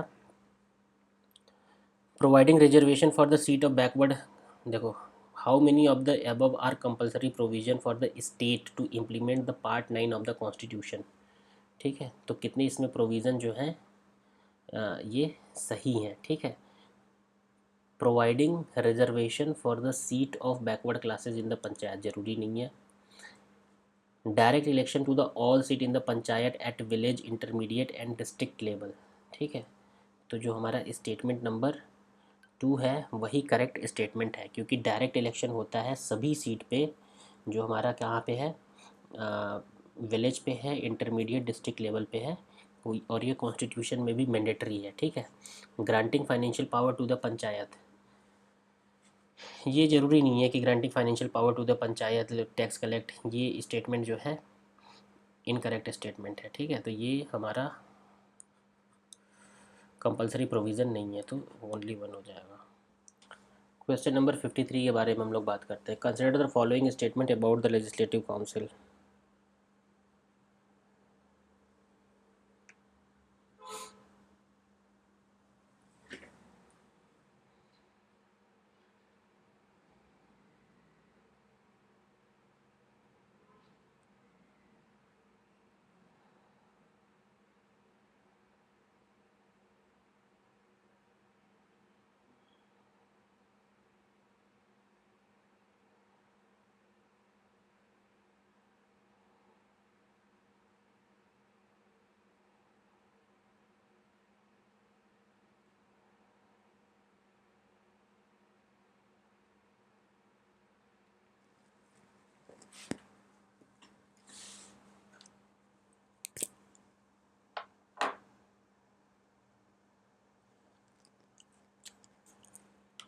अब हम लोग बात करते हैं क्वेश्चन नंबर 53 के बारे में। The legislative statement about the legislative council के बारे में हमारी बात हो रही है, ठीक है। इसमें क्या है कि the legislative council of the state participate in the election of president, council election of president में नहीं पार्टिसिपेट करता, ये गलत हो गया। The council can discuss the budget and vote on the demand for grant, ठीक है। तो स्टेटमेंट नंबर 2 जो है ये गलत है। ये एक्सक्लूसिव प्रिविलेज होती है लेजिस्लेटिव असेंबली की। The council can not remove the council of minister by passing the no confidence motion, तो ये स्टेटमेंट ही सही है, ठीक है। ये नहीं कर सकते हैं, तो इसका आंसर हो जाएगा हमारा only 1 correct. Consider the following statement regarding the advocate general of the state. तो advocate general of the state के बारे में बात हो रही है। तो एडवोकेट जनरल ऑफ स्टेट हमारा क्या होता है, he is appointed by the president of India upon recommendation of governor of concern state, ठीक है। Advocate general of the state जो होता है वो उसको अपॉइंट करता है हमारा गवर्नर, प्रेसिडेंट नहीं अपॉइंट करता है, तो ये तो गलत हो गया। He must have held a judicial office for 5 years and have been advocate of high court for the 10 year। तो सेकंड स्टेटमेंट बोल रहा है ये फॉर 5 ईयर नहीं, फॉर 10 ईयर होता है, फॉर 10 ईयर, या फिर हाई कोर्ट का एडवोकेट 10 साल के लिए होना चाहिए। He hold office pleasure of the governor, सही है। His term of the office is not fix by the constitution, ये भी सही है। तो इसमें 2 स्टेटमेंट सही है, तो ओनली 2 हो जाएगा। Question number 55, next CAR 19 therapy cancer के लिए, ठीक है। पढ़िए भाई इसको। The corruption perception index release by which of the following organization, corruption perception index जो है उसको रिलीज़ करते हैं हमारे ट्रांसपेरेंसी इंटरनेशनल, ठीक है। करप्शन का मतलब ट्रांसपेरेंसी, ट्रांसपेरेंसी का मतलब ये होता है, ठीक है। बस इसमें इतना ही पढ़ना है, बहुत ज़्यादा इसमें घुसना नहीं है। Consider the following statement, how many of the above alternative are available to president when a bill is reserved by the governor for his consideration, ठीक है। कितना इसमें स्टेटमेंट हमारा क्या है, सही है। क्वेश्चन नंबर 57 के बारे में हम लोग बात कर रहे हैं, ठीक है। He may give his assent to the bill, obviously सही है। President withhold his assent to the bill, statement 2 भी हमारा सही है, ठीक है। The president may direct the governor to return all kind of bill for the consideration of state legislature, ठीक है। All kind of the bill नहीं होता है, अगर यहाँ पे हमारा मनी बिल आ जाएगा, मनी बिल, तो वो नहीं उसको गवर्नर को बोल सकता है। तो यहाँ पे क्या हो जाएगा, ओनली 2 स्टेटमेंट हमारा क्या है, करेक्ट स्टेटमेंट है, ठीक है। 57 का क्या आंसर हो जाएगा हमारा, बी हो जाएगा। बात करते हैं हम लोग 58 में, मिलिट्री एक्सरसाइज, ठीक है। अब मिलिट्री एक्सरसाइज के बारे में देखते हैं। साडा तंसिक, डिज़र्ट साइक्लोन, अल नजा, एकूवेरीन, ये सब किसके किससे हमारे एक तरीके से सही हैं, किससे नहीं सही हैं, ये हम लोग देखते हैं, ठीक है। डेजर्ट साइक्लोन जो हुआ था इंडिया और यूएई में हुआ था, तो ये second statement, second pair correctly match नहीं है। साडा तंसीक, साडा तंसीक जो बेसिकली हुआ था वो इंडिया और सऊदी अरेबिया में हुआ था। तो ये दोनों ऑप्शन को इन्होंने स्वैप कर दिया है, तो ये दोनों ऑप्शन हमारे क्या हो गए, इनकरेक्ट। अल लजा इंडिया ओमान में हुआ था, करेक्ट है। इक्वेरीन जो बेसिकली हुआ था इंडिया और मालदीव में, ये भी करेक्ट है। तो कितने हमारे सही हो गए, ओनली 2 स्टेटमेंट हमारे क्या है इसमें सही है। 4 में 2, ठीक है, ये मान के चलो, जब 4 है तो 2 मार दो तुक्का, नहीं आ रहा है तो 2 मार के निकल जाओ ऐसे क्वेश्चन में, क्योंकि अगर 10 क्वेश्चन है 10 में से 6 का आंसर 2 है, अगर 10 में 10 नहीं आ रहा है तो 12 नंबर, 12 में से कितने गए, 4/3, 1/33, ठीक है, 1.33, तो 4 इंटू 0.66 कर लो, तो 24, 3 नंबर के आसपास एक तरीके से जाएंगे, ठीक है। 3 नंबर क्या, 2.4, ठीक है, 0.26 नंबर, तो 8-10 नंबर मिल जाएगा, क्या दिक्कत है, सही है। 10 नंबर बहुत नंबर होते हैं, 1-2 नंबर से लोगों का नहीं होता, 10 नंबर तो बहुत नंबर होते हैं। Next question, consider the following statement with reference to the district जज, क्या है, द अपॉइंटमेंट ऑफ डिस्ट्रिक्ट जज said be made by governor of the state, ठीक है। तो ये स्टेटमेंट हमारा एक तरीके से क्या है, करेक्ट स्टेटमेंट। डिस्ट्रिक्ट जज का जो अपॉइंटमेंट होता है वो कौन करता है, गवर्नर करता है। ये कौन सा आर्टिकल है, आर्टिकल 233 है, ठीक है, आर्टिकल 233 है, गवर्नर करता है in consultation with high court, जो भी हाई कोर्ट वहाँ पे एक्सरसाइज कर रहा है। The administration and control over the district code is wasted with the governor in the respective state, ठीक है। तो ये गवर्नर में नहीं है, ये उस high court of the state जो है उसमें है, high court of the state में है, तो ये स्टेटमेंट हमारा इनकरेक्ट हो जाएगा। अ डिस्ट्रिक्ट जज does not have power to award death sentence, ठीक है। तो ये ज़रूरी नहीं है, डिस्ट्रिक्ट कोर्ट जो है कि highest judicial authority of district होता है, उसके पास ओरिजिनल एपलेट जुरिडिक्शन होता है सिविल और क्रिमिनल मैटर में। जो हमारे सेशन जज होते हैं उसके पास पावर होता है, क्या पावर होता है, इम्पोज करने का, लाइफ इम्प्रिजनमेंट और कैपिटल पनिशमेंट दोनों, ठीक है, लाइफ इम्प्रिजनमेंट और कैपिटल पनिशमेंट दोनों कर सकता है, ठीक है। बट कैपिटल पनिशमेंट तो जो भी ये दे रहा है, मतलब डेथ सेंटेंस जो भी दे रहा है, ये किससे होता, किससे के पास हो जाएगा, conformation by the high court. High court अगर उस पर कन्फर्मेशन दे रहा है तो वहाँ पे होगा, ठीक है, मतलब ये पास कर सकता है बट हाई कोर्ट का कन्फर्मेशन चाहिए। तो इसमें कितने स्टेटमेंट हमारे एक तरीके से सही हैं, केवल पहला स्टेटमेंट सही है, सेकंड थर्ड हमारे गलत है, तो ये हो जाएगा option number A. Consider the following statement with reference to the acting जजेस ऑफ द हाई कोर्ट, ठीक है। क्वेश्चन नंबर 60 के बारे में हम लोग बात करते हैं। द अपॉइंटमेंट ऑफ एक्टिंग जज can't be last more than a period of 2 year और the age of 62 which ever is the less, ठीक है। तो ये एक तरीके से क्या हो सकता है, हमारा जो टाइम लिमिट है वो हमारा 2 साल से ज़्यादा नहीं होना चाहिए, लेकिन एज का कहीं पे भी कुछ बात नहीं हुई है। तो ये स्टेटमेंट हमारा क्या है, इनकरेक्ट स्टेटमेंट है। क्यों इनकरेक्ट स्टेटमेंट है, क्योंकि किसी भी एक्टिंग जज को हमें क्या करना है, अपॉइंट करना है, तो वो 2 साल से ज़्यादा के लिए हम लोग नहीं अपॉइंट कर सकते, और कहीं भी उसके एज के बारे में बात नहीं हुई है, तो ये स्टेटमेंट हमारा इनकरेक्ट है। One possible cause of such appointment can be when the judge of that high court is unable to perform the duty due to the absence। तो ये पॉसिबल कॉज तो है ही, जब यहाँ पे पॉसिबिलिटी आती है वहाँ पे स्टेटमेंट सही होते हैं, तो B. Mpemba, Mpemba effect, Mpemba effect किससे रिलेटेड है बेसिकली, तो पेम्बा इफेक्ट हमारा किससे रिलेटेड है, solar wind affecting the magnetic field of the earth, इससे नहीं है। Faster freezing of hot water compare to the cold water, ये सही है। ठीक है, सेकंड स्टेटमेंट इसमें हमारा सही है। देखो Pemba effect basically, Pemba effect के बेसिकली क्या है, ये नेम दिया गया है एस्ट्राडो पेम्बा, एक तंजानियन टीनेजर था जिसने कि फिजिसिस्ट डेनिस ऑसबॉर्न के साथ पहला एक सिस्टमेटिक साइंटिफिक स्टडी किया था 1960 में।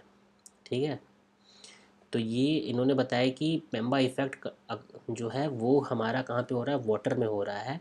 इसमें दो चीज़ों इन्होंने क्या कर दी दो फिनोमेना को स्पॉट किया गया, जिसमें बोला गया कि crystalline polymer ice like solid called clathrate hydrate, ठीक है, और magnetic mineral cooling in magnetic field. तो इन्होंने बेसिकली ये देखा कि faster freezing of the hot water हो रही है in compare to cold water के टर्म में।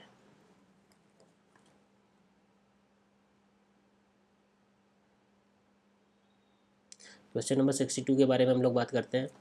ये क्या है, recently seen in news Soligas Yeravas are related to, Soligas and Yeravas ये बेसिकली किससे रिलेटेड है हमारे, तो ये हमारे रिलेटेड है इंडिजिनस कम्युनिटी इन वेस्टर्न घाट से रिलेटेड है। ठीक है, इंडिजिनस कम्युनिटी, ये कम्युनिटी है कहाँ पे है, वेस्टर्न घाट में। ये किससे रिलेटेड है, तो इस पर एक बुक लिखी गई थी। ठीक है, बुक लिखी गई थी इस कम्युनिटी के डाइट को लेके, तो वही है। क्या कौन सी बुक थी, the forgotten trail foraging wild edibles. ठीक है, तो ये सब चीज़ें थी। तो वही इंडिजिनस ग्रुप है, कहाँ पे है, कावेरी बेसिन में ये रहते हैं, surrounding peninsular for the 1000 of the year, peninsular area Kaveri basin में, तो वेस्टर्न घाट पे बेसिकली रहते हैं। ये कौन है, इंडिजिनस कम्युनिटी, ये पीपल है। कौन है, Soligas and Yeravas. Consider the following statement with reference to the president power to seek opinion और advise under article 143 of the constitution. ठीक है, तो क्या क्या होता है, the president can seek opinion और advice either from supreme court और from a specific high court.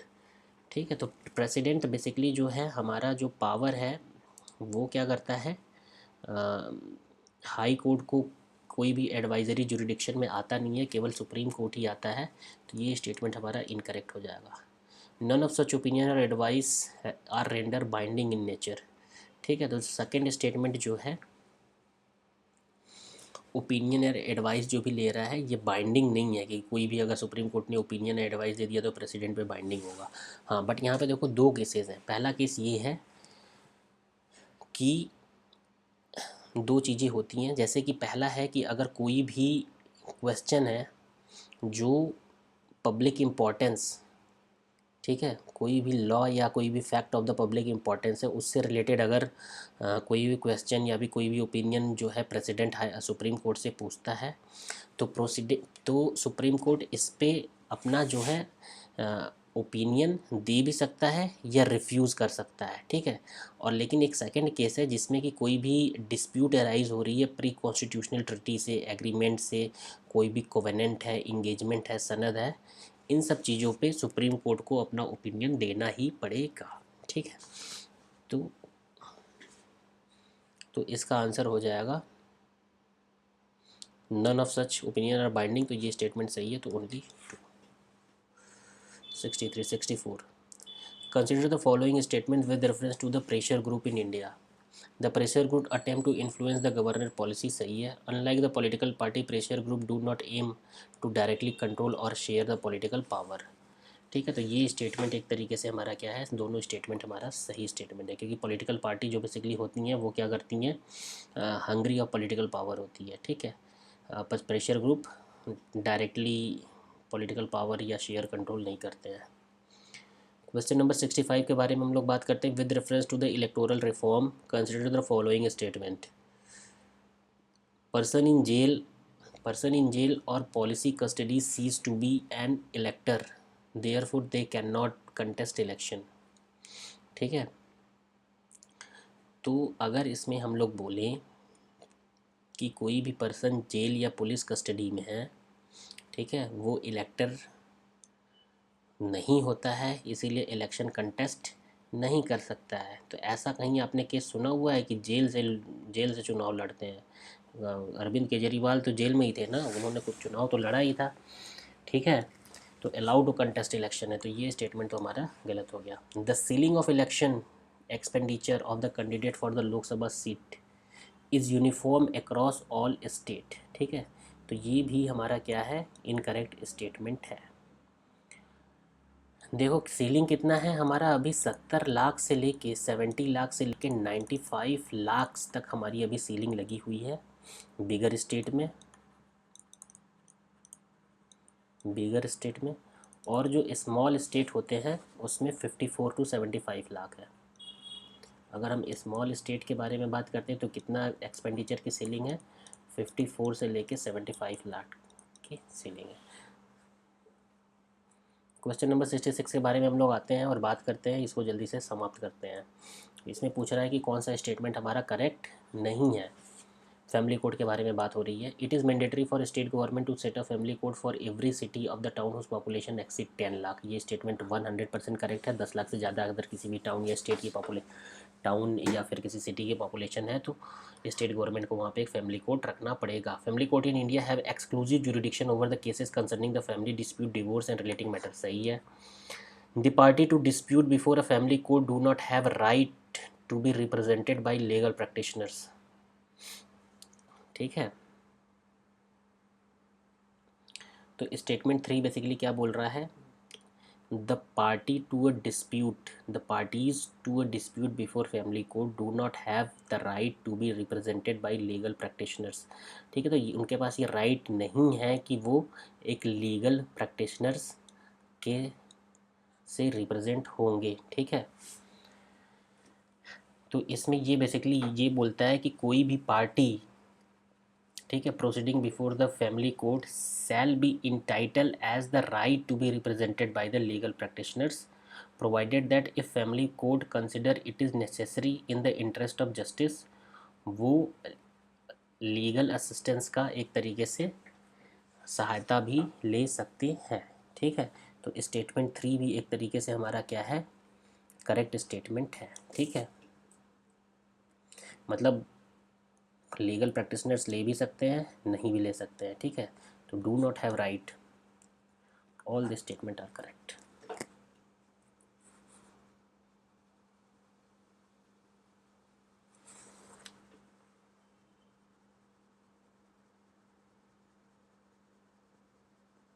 ठीक है। तो किसी भी पार्टी को एक तरीके से लीगल प्रैक्टिशनर्स अलाउ नहीं होता इसमें। देखो इस क्वेश्चन में क्या कहता है कि किसी भी पार्टी को लीगल प्रैक्टिशनर्स एक तरीके से अलाउ नहीं होता है। ठीक है। अनटिल या अनलेस जब किसी भी इंटरेस्ट ऑफ जस्टिस के लिए अगर आता है तो किसी भी लीगल एक्सपर्ट का सलाह लिया जाता है। क्वेश्चन नंबर 67 के बारे में हम लोग बात करते हैं। 67 क्या है, consider the following statement regarding anti defection law in India. The law apply only to elected member of parliament and legislative assembly.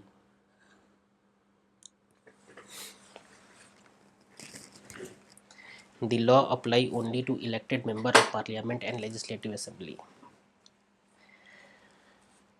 Okay. पहला स्टेटमेंट क्या लग रहा है आपको, सही लग रहा है गलत लग रहा है? ठीक है।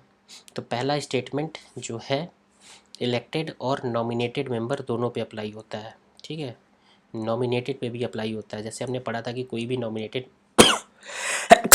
सॉरी जैसे हमने पढ़ा था, कोई भी नॉमिनेटेड अगर मेंबर है, ठीक है, अगर वो 6 महीने के बाद किसी भी पॉलिटिकल 6 महीने के पहले किसी भी पॉलिटिकल पार्टी को ज्वाइन कर ले रहा है, 6 महीने के बाद करता है तो कोई दिक्कत नहीं है, तो उसको एंटी डिफेक्शन लॉ लग जाता है। द डिसीजन, ठीक है,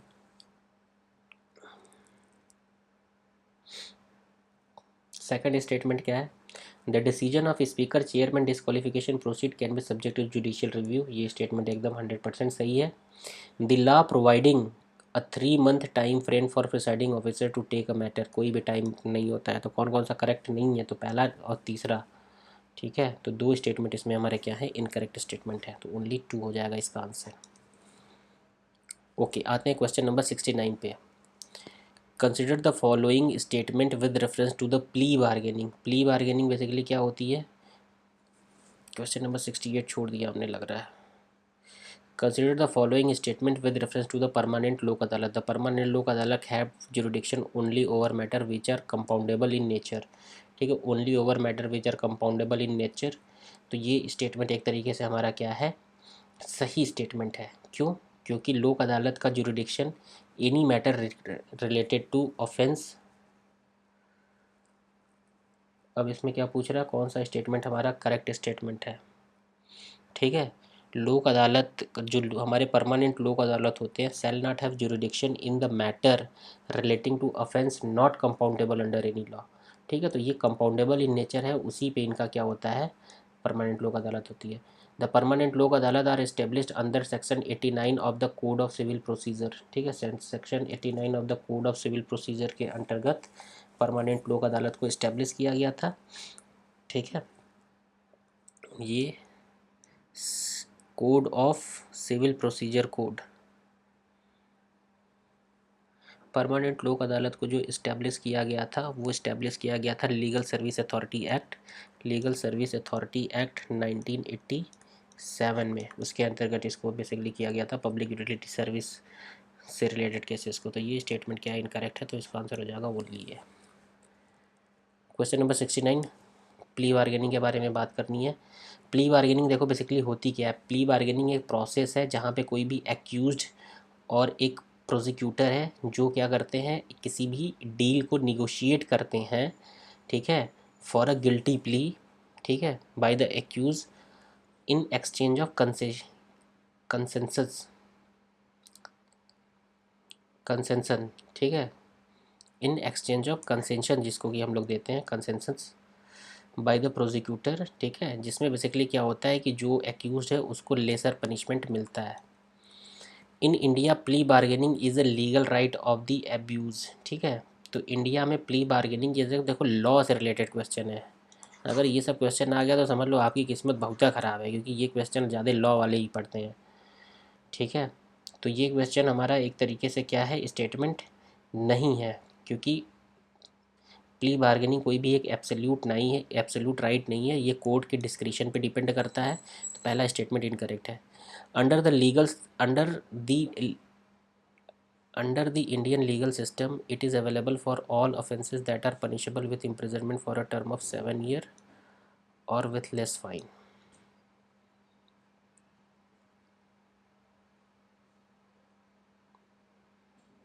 ठीक है, ये स्टेटमेंट भी इनकरेक्ट है। क्यों इनकरेक्ट स्टेटमेंट है? क्योंकि 7 ईयर या फिर फाइन जो भी होता है उससे एलिजिबल होते हैं ओनली वही ऑफेंस होते हैं जो कि इम्प्रिजनमेंट से रिलेटेड होते हैं, सभी ऑफेंसेस के लिए नहीं होते हैं। ऑल ऑफेंस तो इसको आप यहाँ से कर सकते हो। The process of plea bargaining in India is initiated by the accused, ठीक है, तो स्टेटमेंट 3 एक तरीके से हमारा क्या है, करेक्ट स्टेटमेंट है। एक्यूज ही केवल इसको इनिशिएट कर सकता है और कोर्ट के डिस्क्रिप्शन पे ये डिपेंड करता है। क्वेश्चन नंबर 70 के बारे में बात करते हैं। इसमें क्या है कि RODTEP के बारे में बात कर रहा है, remission of duty and taxes on export product is based on globally acceptable principal that taxes and duty should not be exported, ठीक है। अब इसमें क्या होता है कि इसमें हर एक चीज़ आपको पता होनी चाहिए, ठीक है, कि हमारा जो remission of duty and taxes on export product है क्या क्या चीज़ें हैं। अब इसमें हम देखेंगे raw tap is based on a globally accepted principal that taxes and duty should not be exported, ये सही है। The road tap scheme refunds the embedded central state and local duty or taxes to exporter that were so far not being refunded, ये भी सही है। The duty script are not transferable, ये भी तो यही बात कर रहा है, ये भी तो यही बात कर रहा है। The duty script can be use payment only basic custom duty नहीं है, ठीक है। तो ये इसमें क्या हो जाएगा, 3 स्टेटमेंट हमारे सही है, 1 स्टेटमेंट हमारे इनकरेक्ट है। तो दिस,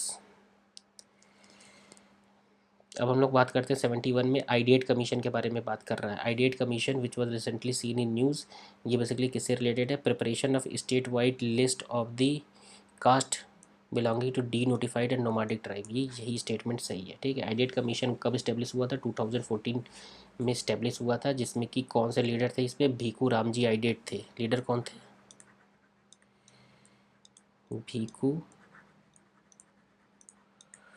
रामजी आइडेट के लीडरशिप में हुआ था। तो इन्होंने डी नोटिफाइड नोमाडिक और सेमी नोटिफाइड ट्राइब को, इसको कि हम लोग क्या बोलते हैं, DNT, denotified tribe, semi notified tribe और डी, इनसे रिलेटेड थे। Question number 72, the Indian government recently sign a agreement to acquire 5 lithium brine block for the exploration and development in Argentina in the context of following statement, in the context consider the following statement about lithium, ठीक है। तो इसमें क्या है, it is the lightest metal in the periodic table and popularly known as the white gold. तो ये statement एक तरीके से हमारा क्या है, करेक्ट स्टेटमेंट है। अर्जेंटीना, पेरू, चिली, ABC, ठीक है।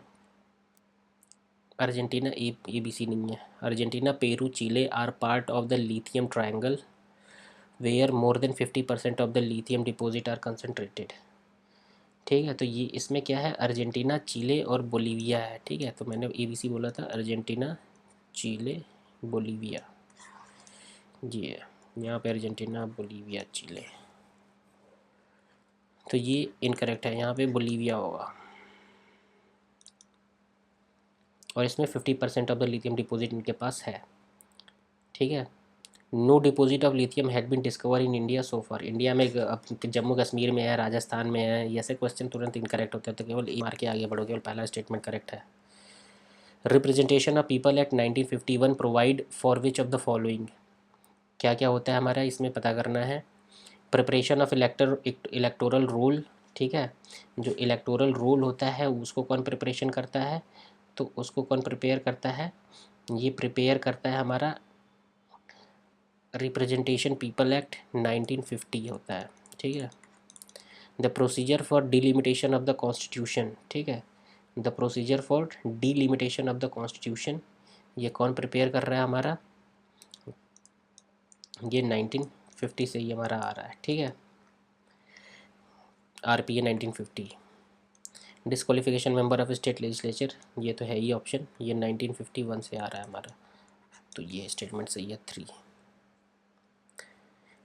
इन case when no party has clear majority in the assembly the governor में, गवर्नर क्या कर सकता है, appoint the leader of the largest party और the coalition in the assembly as the chief minister and ask him to seek vote of confidence house with in the 6 week, 6 week only. तो 6 week नहीं रहता है, ठीक है, 1 महीने के अंदर देना होता है। तो ये स्टेटमेंट हमारा क्या है, इनकरेक्ट स्टेटमेंट है, within 1 month.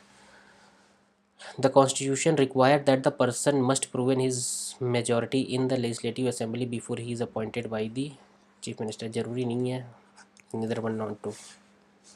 Question number 75, consider the following with reference to the removal of जजेस of the supreme court and high court, क्या क्या है 75, consider the following with reference to the removal of the judges of the Supreme Court and High Court.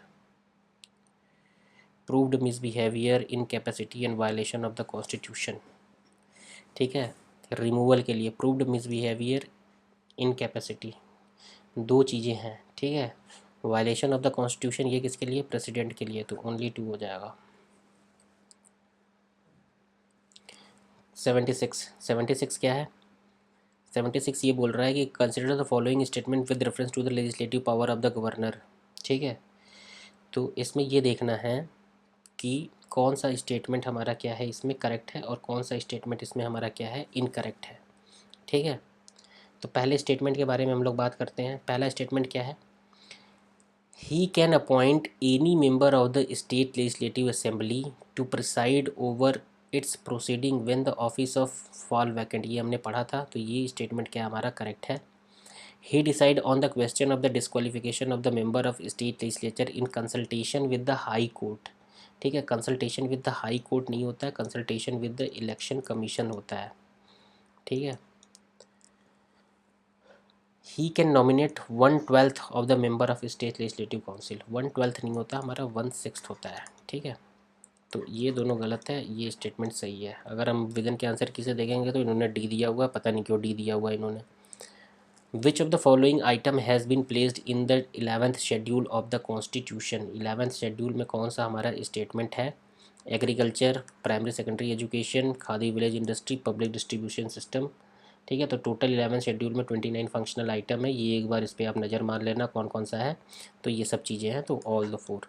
The ethics committee of Lok Sabha can be best categorise as. Ethics committee of Lok Sabha किस पे categorise होती है हमारी? Committee to inquire. ठीक है, committee to inquire में हमारी आती है। एथिक्स कमेटी बेसिकली क्या होती है? लोगों के एथिक्स को इंक्वायर करती है, बस यही सारी चीज़ें हैं, और क्या ही चीज़ें हैं। ठीक है।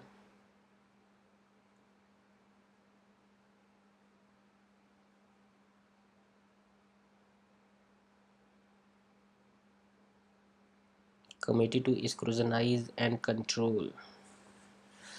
देखो, कमेटी टू इंक्वायर में हमारी एक तरीके से 3 कमेटी आती है। Committee on petition, committee on privilege and committee on ethics committee. 79। The Indian state have no right of territorial integrity.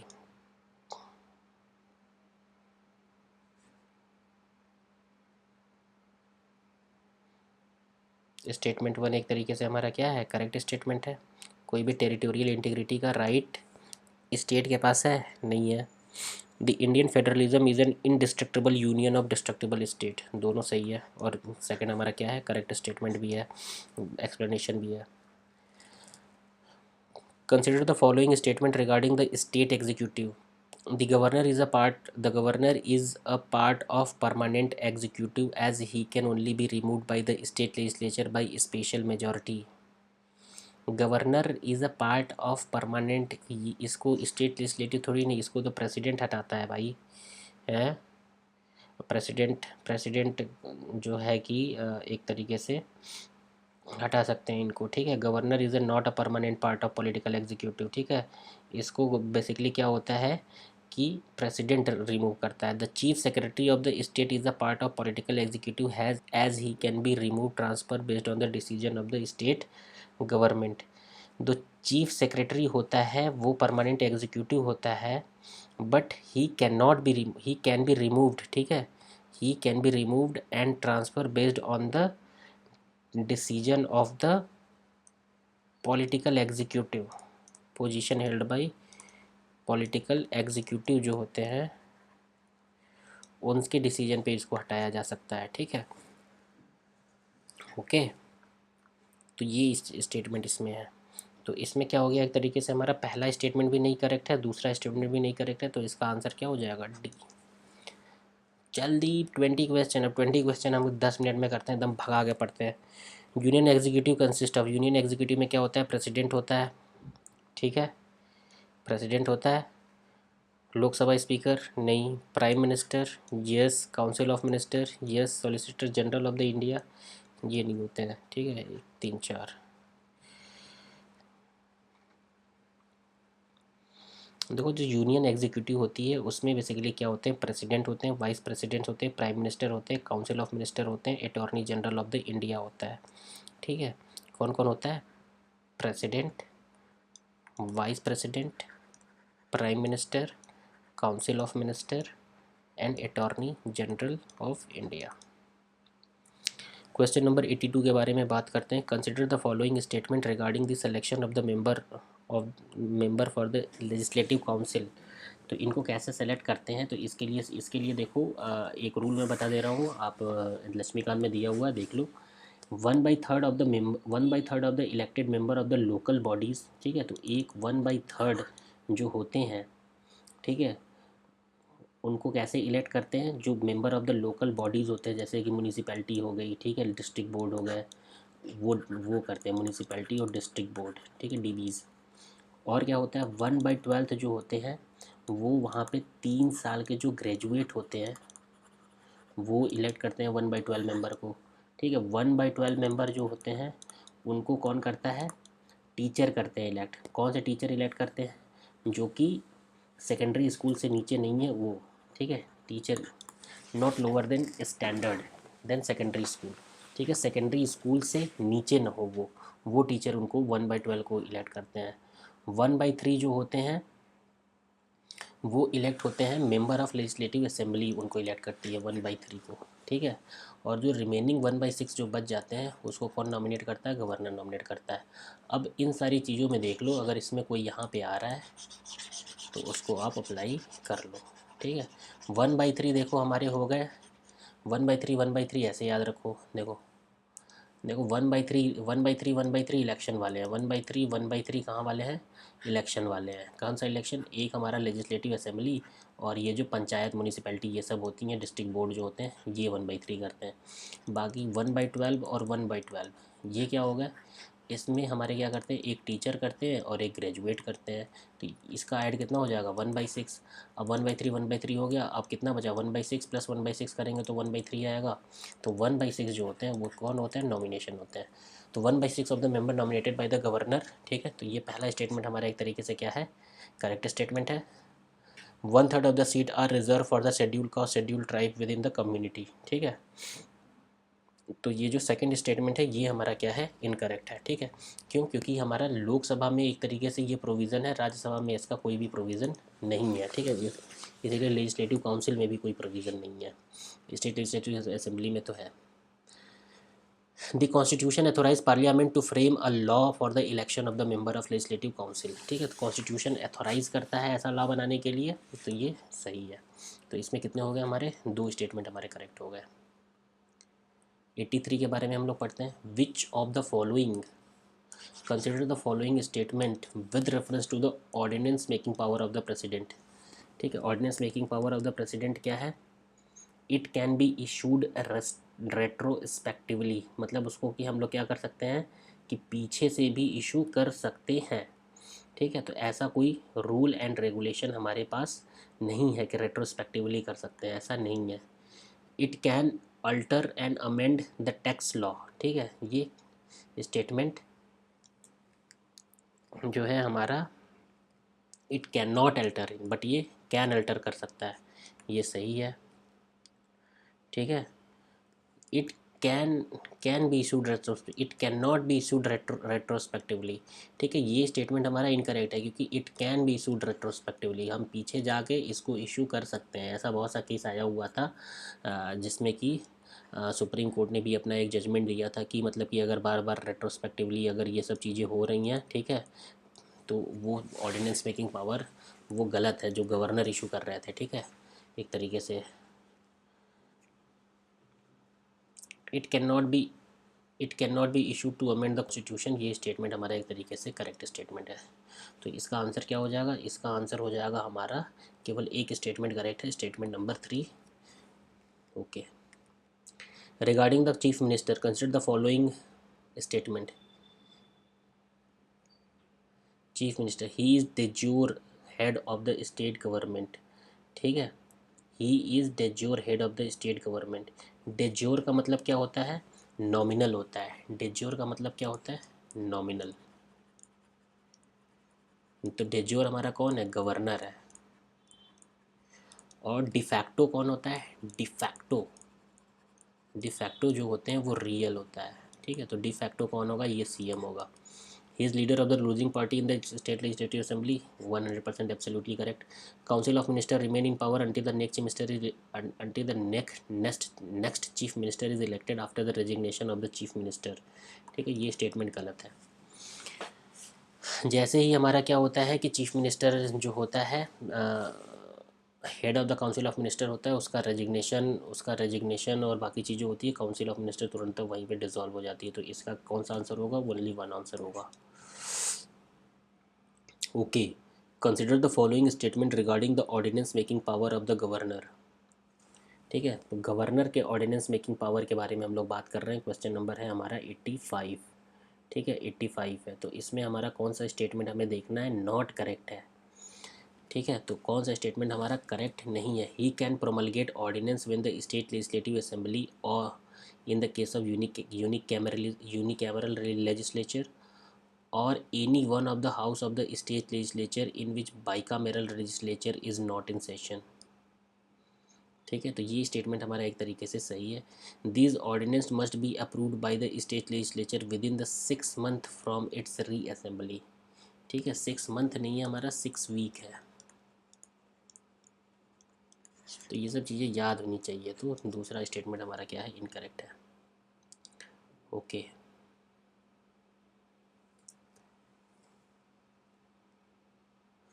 ये क्या हो रहा है,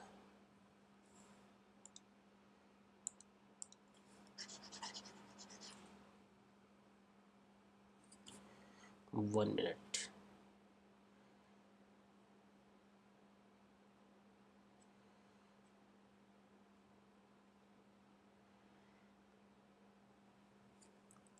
ठीक है, तो इसका second statement is not correct. In the context of Rajya Sabha consider the following statement. क्या है हमारा, in the context of Rajya Sabha consider the following statement. The Rajya Sabha is a continuing chamber and is not subject to the dissolution. ठीक है, तो पहला statement एक तरीके से हमारा क्या है, करेक्ट स्टेटमेंट है। The constitution has fixed term for the office of member of Rajya Sabha to be the 6 year. ठीक है, तो थर्ड स्टेटमेंट एक तरीके से क्या है हमारा, कॉन्स्टिट्यूशन ने नहीं, रिप्रेजेंटेशन ऑफ पीपल एक्ट में एक तरीके से उसका फिक्स किया गया था। RPA, representation of people act 1951 में इनका जो टर्म था वो 6 ईयर किया गया था। 1/3 of the member retire every second year. ये स्टेटमेंट 100% करेक्ट है। तो इसका आंसर हो जाएगा हमारा 1 और 3। ठीक है, अब हम लोग देखते हैं क्वेश्चन नंबर 87 पे। क्वेश्चन नंबर 87 क्या है हमारा, क्वेश्चन नंबर 87 जो बात कर रहा है हमारा, क्वेश्चन नंबर 87, क्वेश्चन नंबर 87 क्या बात कर रहा है, क्वेश्चन नंबर 87 ये बात कर रहा है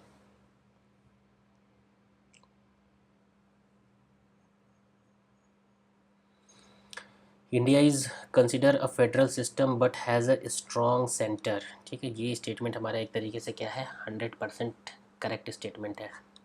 the centre are given representation in the Rajya Sabha on the basis of population. State are given representation in Rajya Sabha on the basis of population. ये भी स्टेटमेंट सही है, यूपी सबसे ज़्यादा पॉपुलेशन।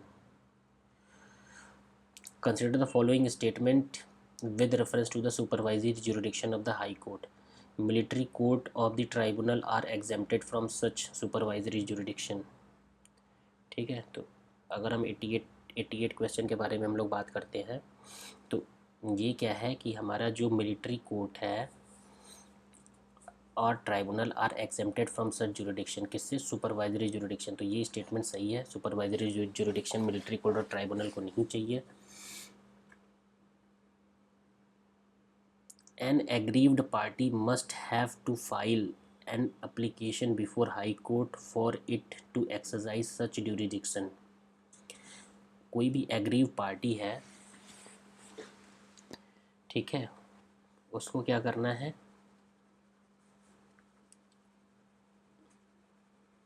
एप्लीकेशन फाइल करनी है। तो ये ज़रूरी नहीं है कि कोई एग्रीव पर्सन ही करेगा, इसमें आप सुओ मोटो केस भी ले सकते हैं। ठीक है, high court suo motu case भी ले सकता है।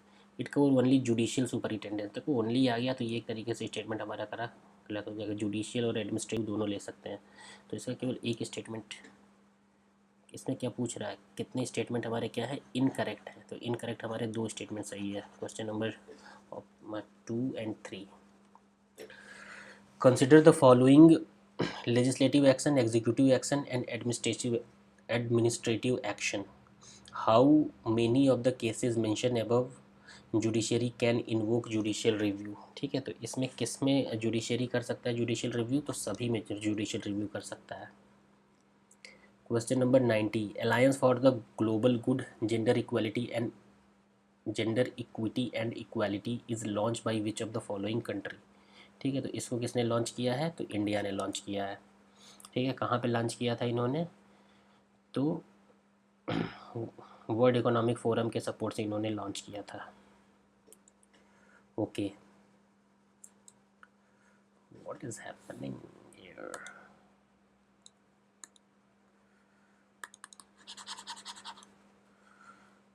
Okay, no issue, now the pen will be red.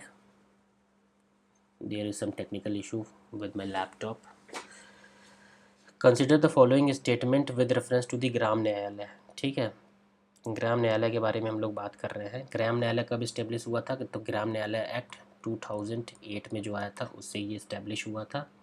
ठीक है, तो द ग्राम न्यायालय वॉज इस्टेब्लिश अंडर LSA, तो ये स्टेटमेंट करेक्ट है। इनकरेक्ट है तो नॉट करेक्ट है, तो इसमें अब देख लो ऑप्शन, तो 3 यहाँ पे आ रहा है, 3 यहाँ पे आ रहा है। The Gram Nyayalaya have power to both civil and criminal. ठीक है, तो ये स्टेटमेंट एक तरीके से हमारा क्या है, करेक्ट स्टेटमेंट है। सिविल और क्रिमिनल दोनों पावर है। ठीक है, तो इसका आप देखो 2 यहाँ है, 3 यहाँ है, तो आंसर के हिसाब से इसका बी सही होगा, तो पहला भी सही होगा। द प्रिसाइडिंग ऑफिसर न्यायाधिकारी is appointed by the state government in consultation with the respected high court, ये भी सही स्टेटमेंट है, तो केवल थर्ड स्टेटमेंट हमारा इनकरेक्ट होगा यहाँ पे।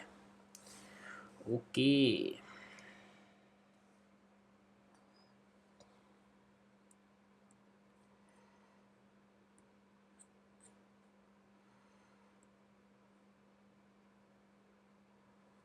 Question number 92।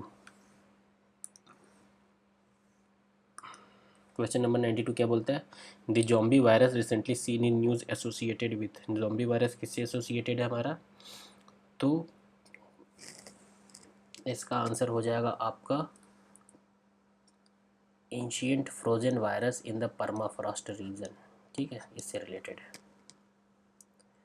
Question number 93, consider the following statement with respect to the election of the Panchayati Raj institution. The chairperson of the panchayat at the village level shall be elected in such a manner as the state legislature determine. ठीक है, तो पहला statement जो है एक तरीके से हमारा करेक्ट स्टेटमेंट है। जैसा स्टेट लेजिस्लेचर बोलेगा वैसे ही वो चेयरपर्सन इलेक्ट किया जाएगा। The state election commissioner who is responsible for conducting election is under the control of election commission of the India. तो ये स्टेटमेंट भी एक तरीके से हमारा क्या है, ये स्टेटमेंट हमारा क्या है, इनकरेक्ट स्टेटमेंट है। ठीक है, under the control of election commission of India, ये एक इंडिपेंडेंट बॉडी है, उसके कंट्रोल में नहीं रहती है। ठीक है, इंडिपेंडेंट ऑफिसर होते हैं। Any person who is at least 25 year of age can contest election for the panchayat. 25 year नहीं है, मिनिमम एज कितना है हमारा, 21 ईयर है। ओके, तो कितने स्टेटमेंट इसमें हमारे सही हुए, इसमें हमारा केवल एक स्टेटमेंट सही है, वो भी स्टेटमेंट नंबर कौन सा हमारा 1 है। Question number 94, about payment bank के बारे में। Payment bank are differentiated bank conceptualized to promote financial inclusion in the country. ठीक है, तो फाइनेंशियल इंक्लूजन के लिए ये होते हैं एक तरीके से पेमेंट बैंक, तो ये स्टेटमेंट हमारा करेक्ट है। The main objective of payment bank is to widen the spread of payment and financial services to small business, low income household, migrant labour workforce, तो ये भी सही स्टेटमेंट है और करेक्ट एक्सप्लेनेशन भी है। 95, a member of either house of the state legislative assembly belonging to any political party who is disqualified on the ground of defection shall also be disqualified to be appointed as the member of the minister। ठीक है, a member of either house of the state legislative assembly belonging to a political party who is disqualified on the ground of defection shall also be disqualified appointed to be minister। तो पहला statement तो एक तरीके से हमारा क्या है, correct statement है, जिसको कि हमारा 91st amendment act of the 2003 में अपॉइंट कर दिया गया था। The council of minister shall be collectively responsible to state legislative assembly. ये दोनों स्टेटमेंट हमारे करेक्ट है, तो आंसर सी हो जाएगा। अब क्वेश्चन नंबर 96 के बारे में हम लोग बात करते हैं। 96 क्या है, the Chandaka Dampara wildlife sanctuary recently seen in news associated with which one of the following state. किस स्टेट से ये एसोसिएटेड है, तो ये उड़ीसा से। चंदाका दम्पारा किससे रिलेटेड है, उड़ीसा से रिलेटेड है। ठीक है, चंदारा दम्पारा बेसिकली कटक, संबूर और गौर, जहाँ पे सांभर और गौर, बाइसन, ये सब चीज़ें मिलती हैं। 97 के बारे में हम लोग बात करते हैं, तो 97 क्या बोल रहा है, 97 हमसे ये बोल रहा है क्वेश्चन, आप देखो इसको ब्लू से देखेंगे, पता नहीं क्या टेक्निकल इशू आ रहा है यहाँ पे कुछ। How many of the following provision regarding the state legislature are derive from the constitution of the India directly जिसको भी डिराइव किया गया। Any member who has been absent for the 60 day without the permission of the house must vacate his seat. ठीक है, तो ये जो है हमारा एक तरीके से पहला स्टेटमेंट एक तरीके से हमारा क्या है, करेक्ट स्टेटमेंट है। The maximum gap between the two session of the state legislature should not be more than 6 month, ये भी सही है। The disqualification of member for holding the office of profit in corporation having in the corporation having 25% of the government share. ठीक है, 25% of the government share, ये statement incorrect है, at least 25% share है। ठीक है, देखो थर्ड स्टेटमेंट ये बोल रहा है कि he must not be a director या managing agent, not hold office of profit in a corporation in which government of India has at least 25%। ठीक है, having had at least. To be disqualified as the member of state assembly, a member must be an elector for the assembly constituency in the concern state, ये भी ज़रूरी नहीं है। ठीक है, तो एक तरीके से हमारा इसमें क्या हो जाएगा, only two first and second हमारा क्या है, स्टेटमेंट इसमें सही है। क्वेश्चन नंबर 97 98 के बारे में हम लोग देखते हैं। 98 बेसिकली हमारा क्या बोलता है, कंसिडर द फॉलोइंग स्टेटमेंट। इसमें क्या है, आर्बिट्रेशन है, मीडिएशन है और plea bargaining. How many of the tools are above alternative dispute resolution, तो आर्बिट्रेशन और मीडिएशन 1 एंड 2, तो इसका हो जाएगा हमारा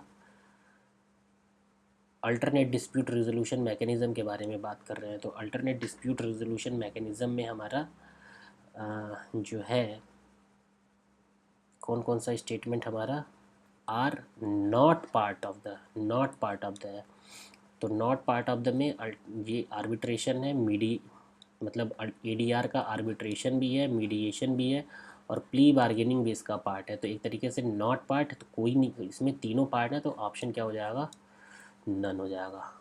ठीक है, ओके।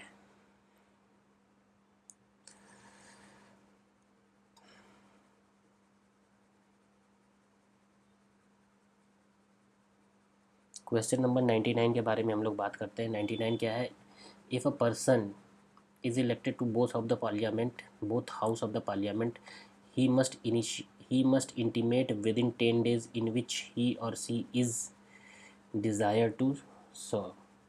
ठीक है, तो पहला स्टेटमेंट एक तरीके से हमारा करेक्ट है। The constitution has the constitution of India has explicitly prescribe this rule in that case, तो कोई भी एक्सप्लिसिटली प्रिस्क्राइब नहीं किया हुआ है, ये आरपीए में एक तरीके से 1951 में है। अगर कोई भी डिफ़ॉल्ट होता है तो राज्यसभा की सीट क्या होती है, वैकेंट हो जाती है, तो इसका ऑप्शन क्या होगा, सी सही होगा। Dinesh Goswami committee and Vohra committee are related to, किससे रिलेटेड है ये, इलेक्टोरल रिफॉर्म से रिलेटेड है। ठीक है, तो ये रहा आपका टेस्ट पेपर नंबर 2। ठीक है, अगर आपको ये सीरीज़ अच्छी लग रही है तो आप क्या करो, लाइक करो, शेयर करो, सब्सक्राइब करो। अगर ये तीनों चीज़ आप कर सकते हो तो वेरी वेरी गुड, नहीं कर सकते हो तो फिर क्या ही कर सकते हैं। तो ये सब चीज़ें हैं। ठीक है, और बाकी कोई चीज़ नहीं। हम कोशिश करेंगे कि 10 मार्च तक, 10 अप्रैल तक, 10 अप्रैल तक, 10 अप्रैल तक, आज कितना डेट है, आज ये मैं जो लेक्चर रिकॉर्ड कर रहा हूँ, ये रिकॉर्ड कर रहा हूँ 3 अप्रैल को। ठीक है, जिसको कि 4 अप्रैल को मैं इसको अपलोड करूँगा।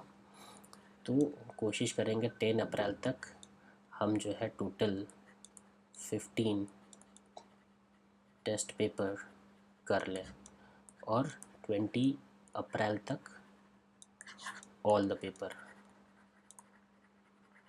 एक दिन में 2 पेपर इसको अपलोड करता हूँ मैं। आप लोग को अगर आप लोग को देखना है, सीरीज़ अच्छी लग रही है तो वेरी गुड, नहीं देखना है तो फिर क्या ही कर सकते हैं। Okay, bye.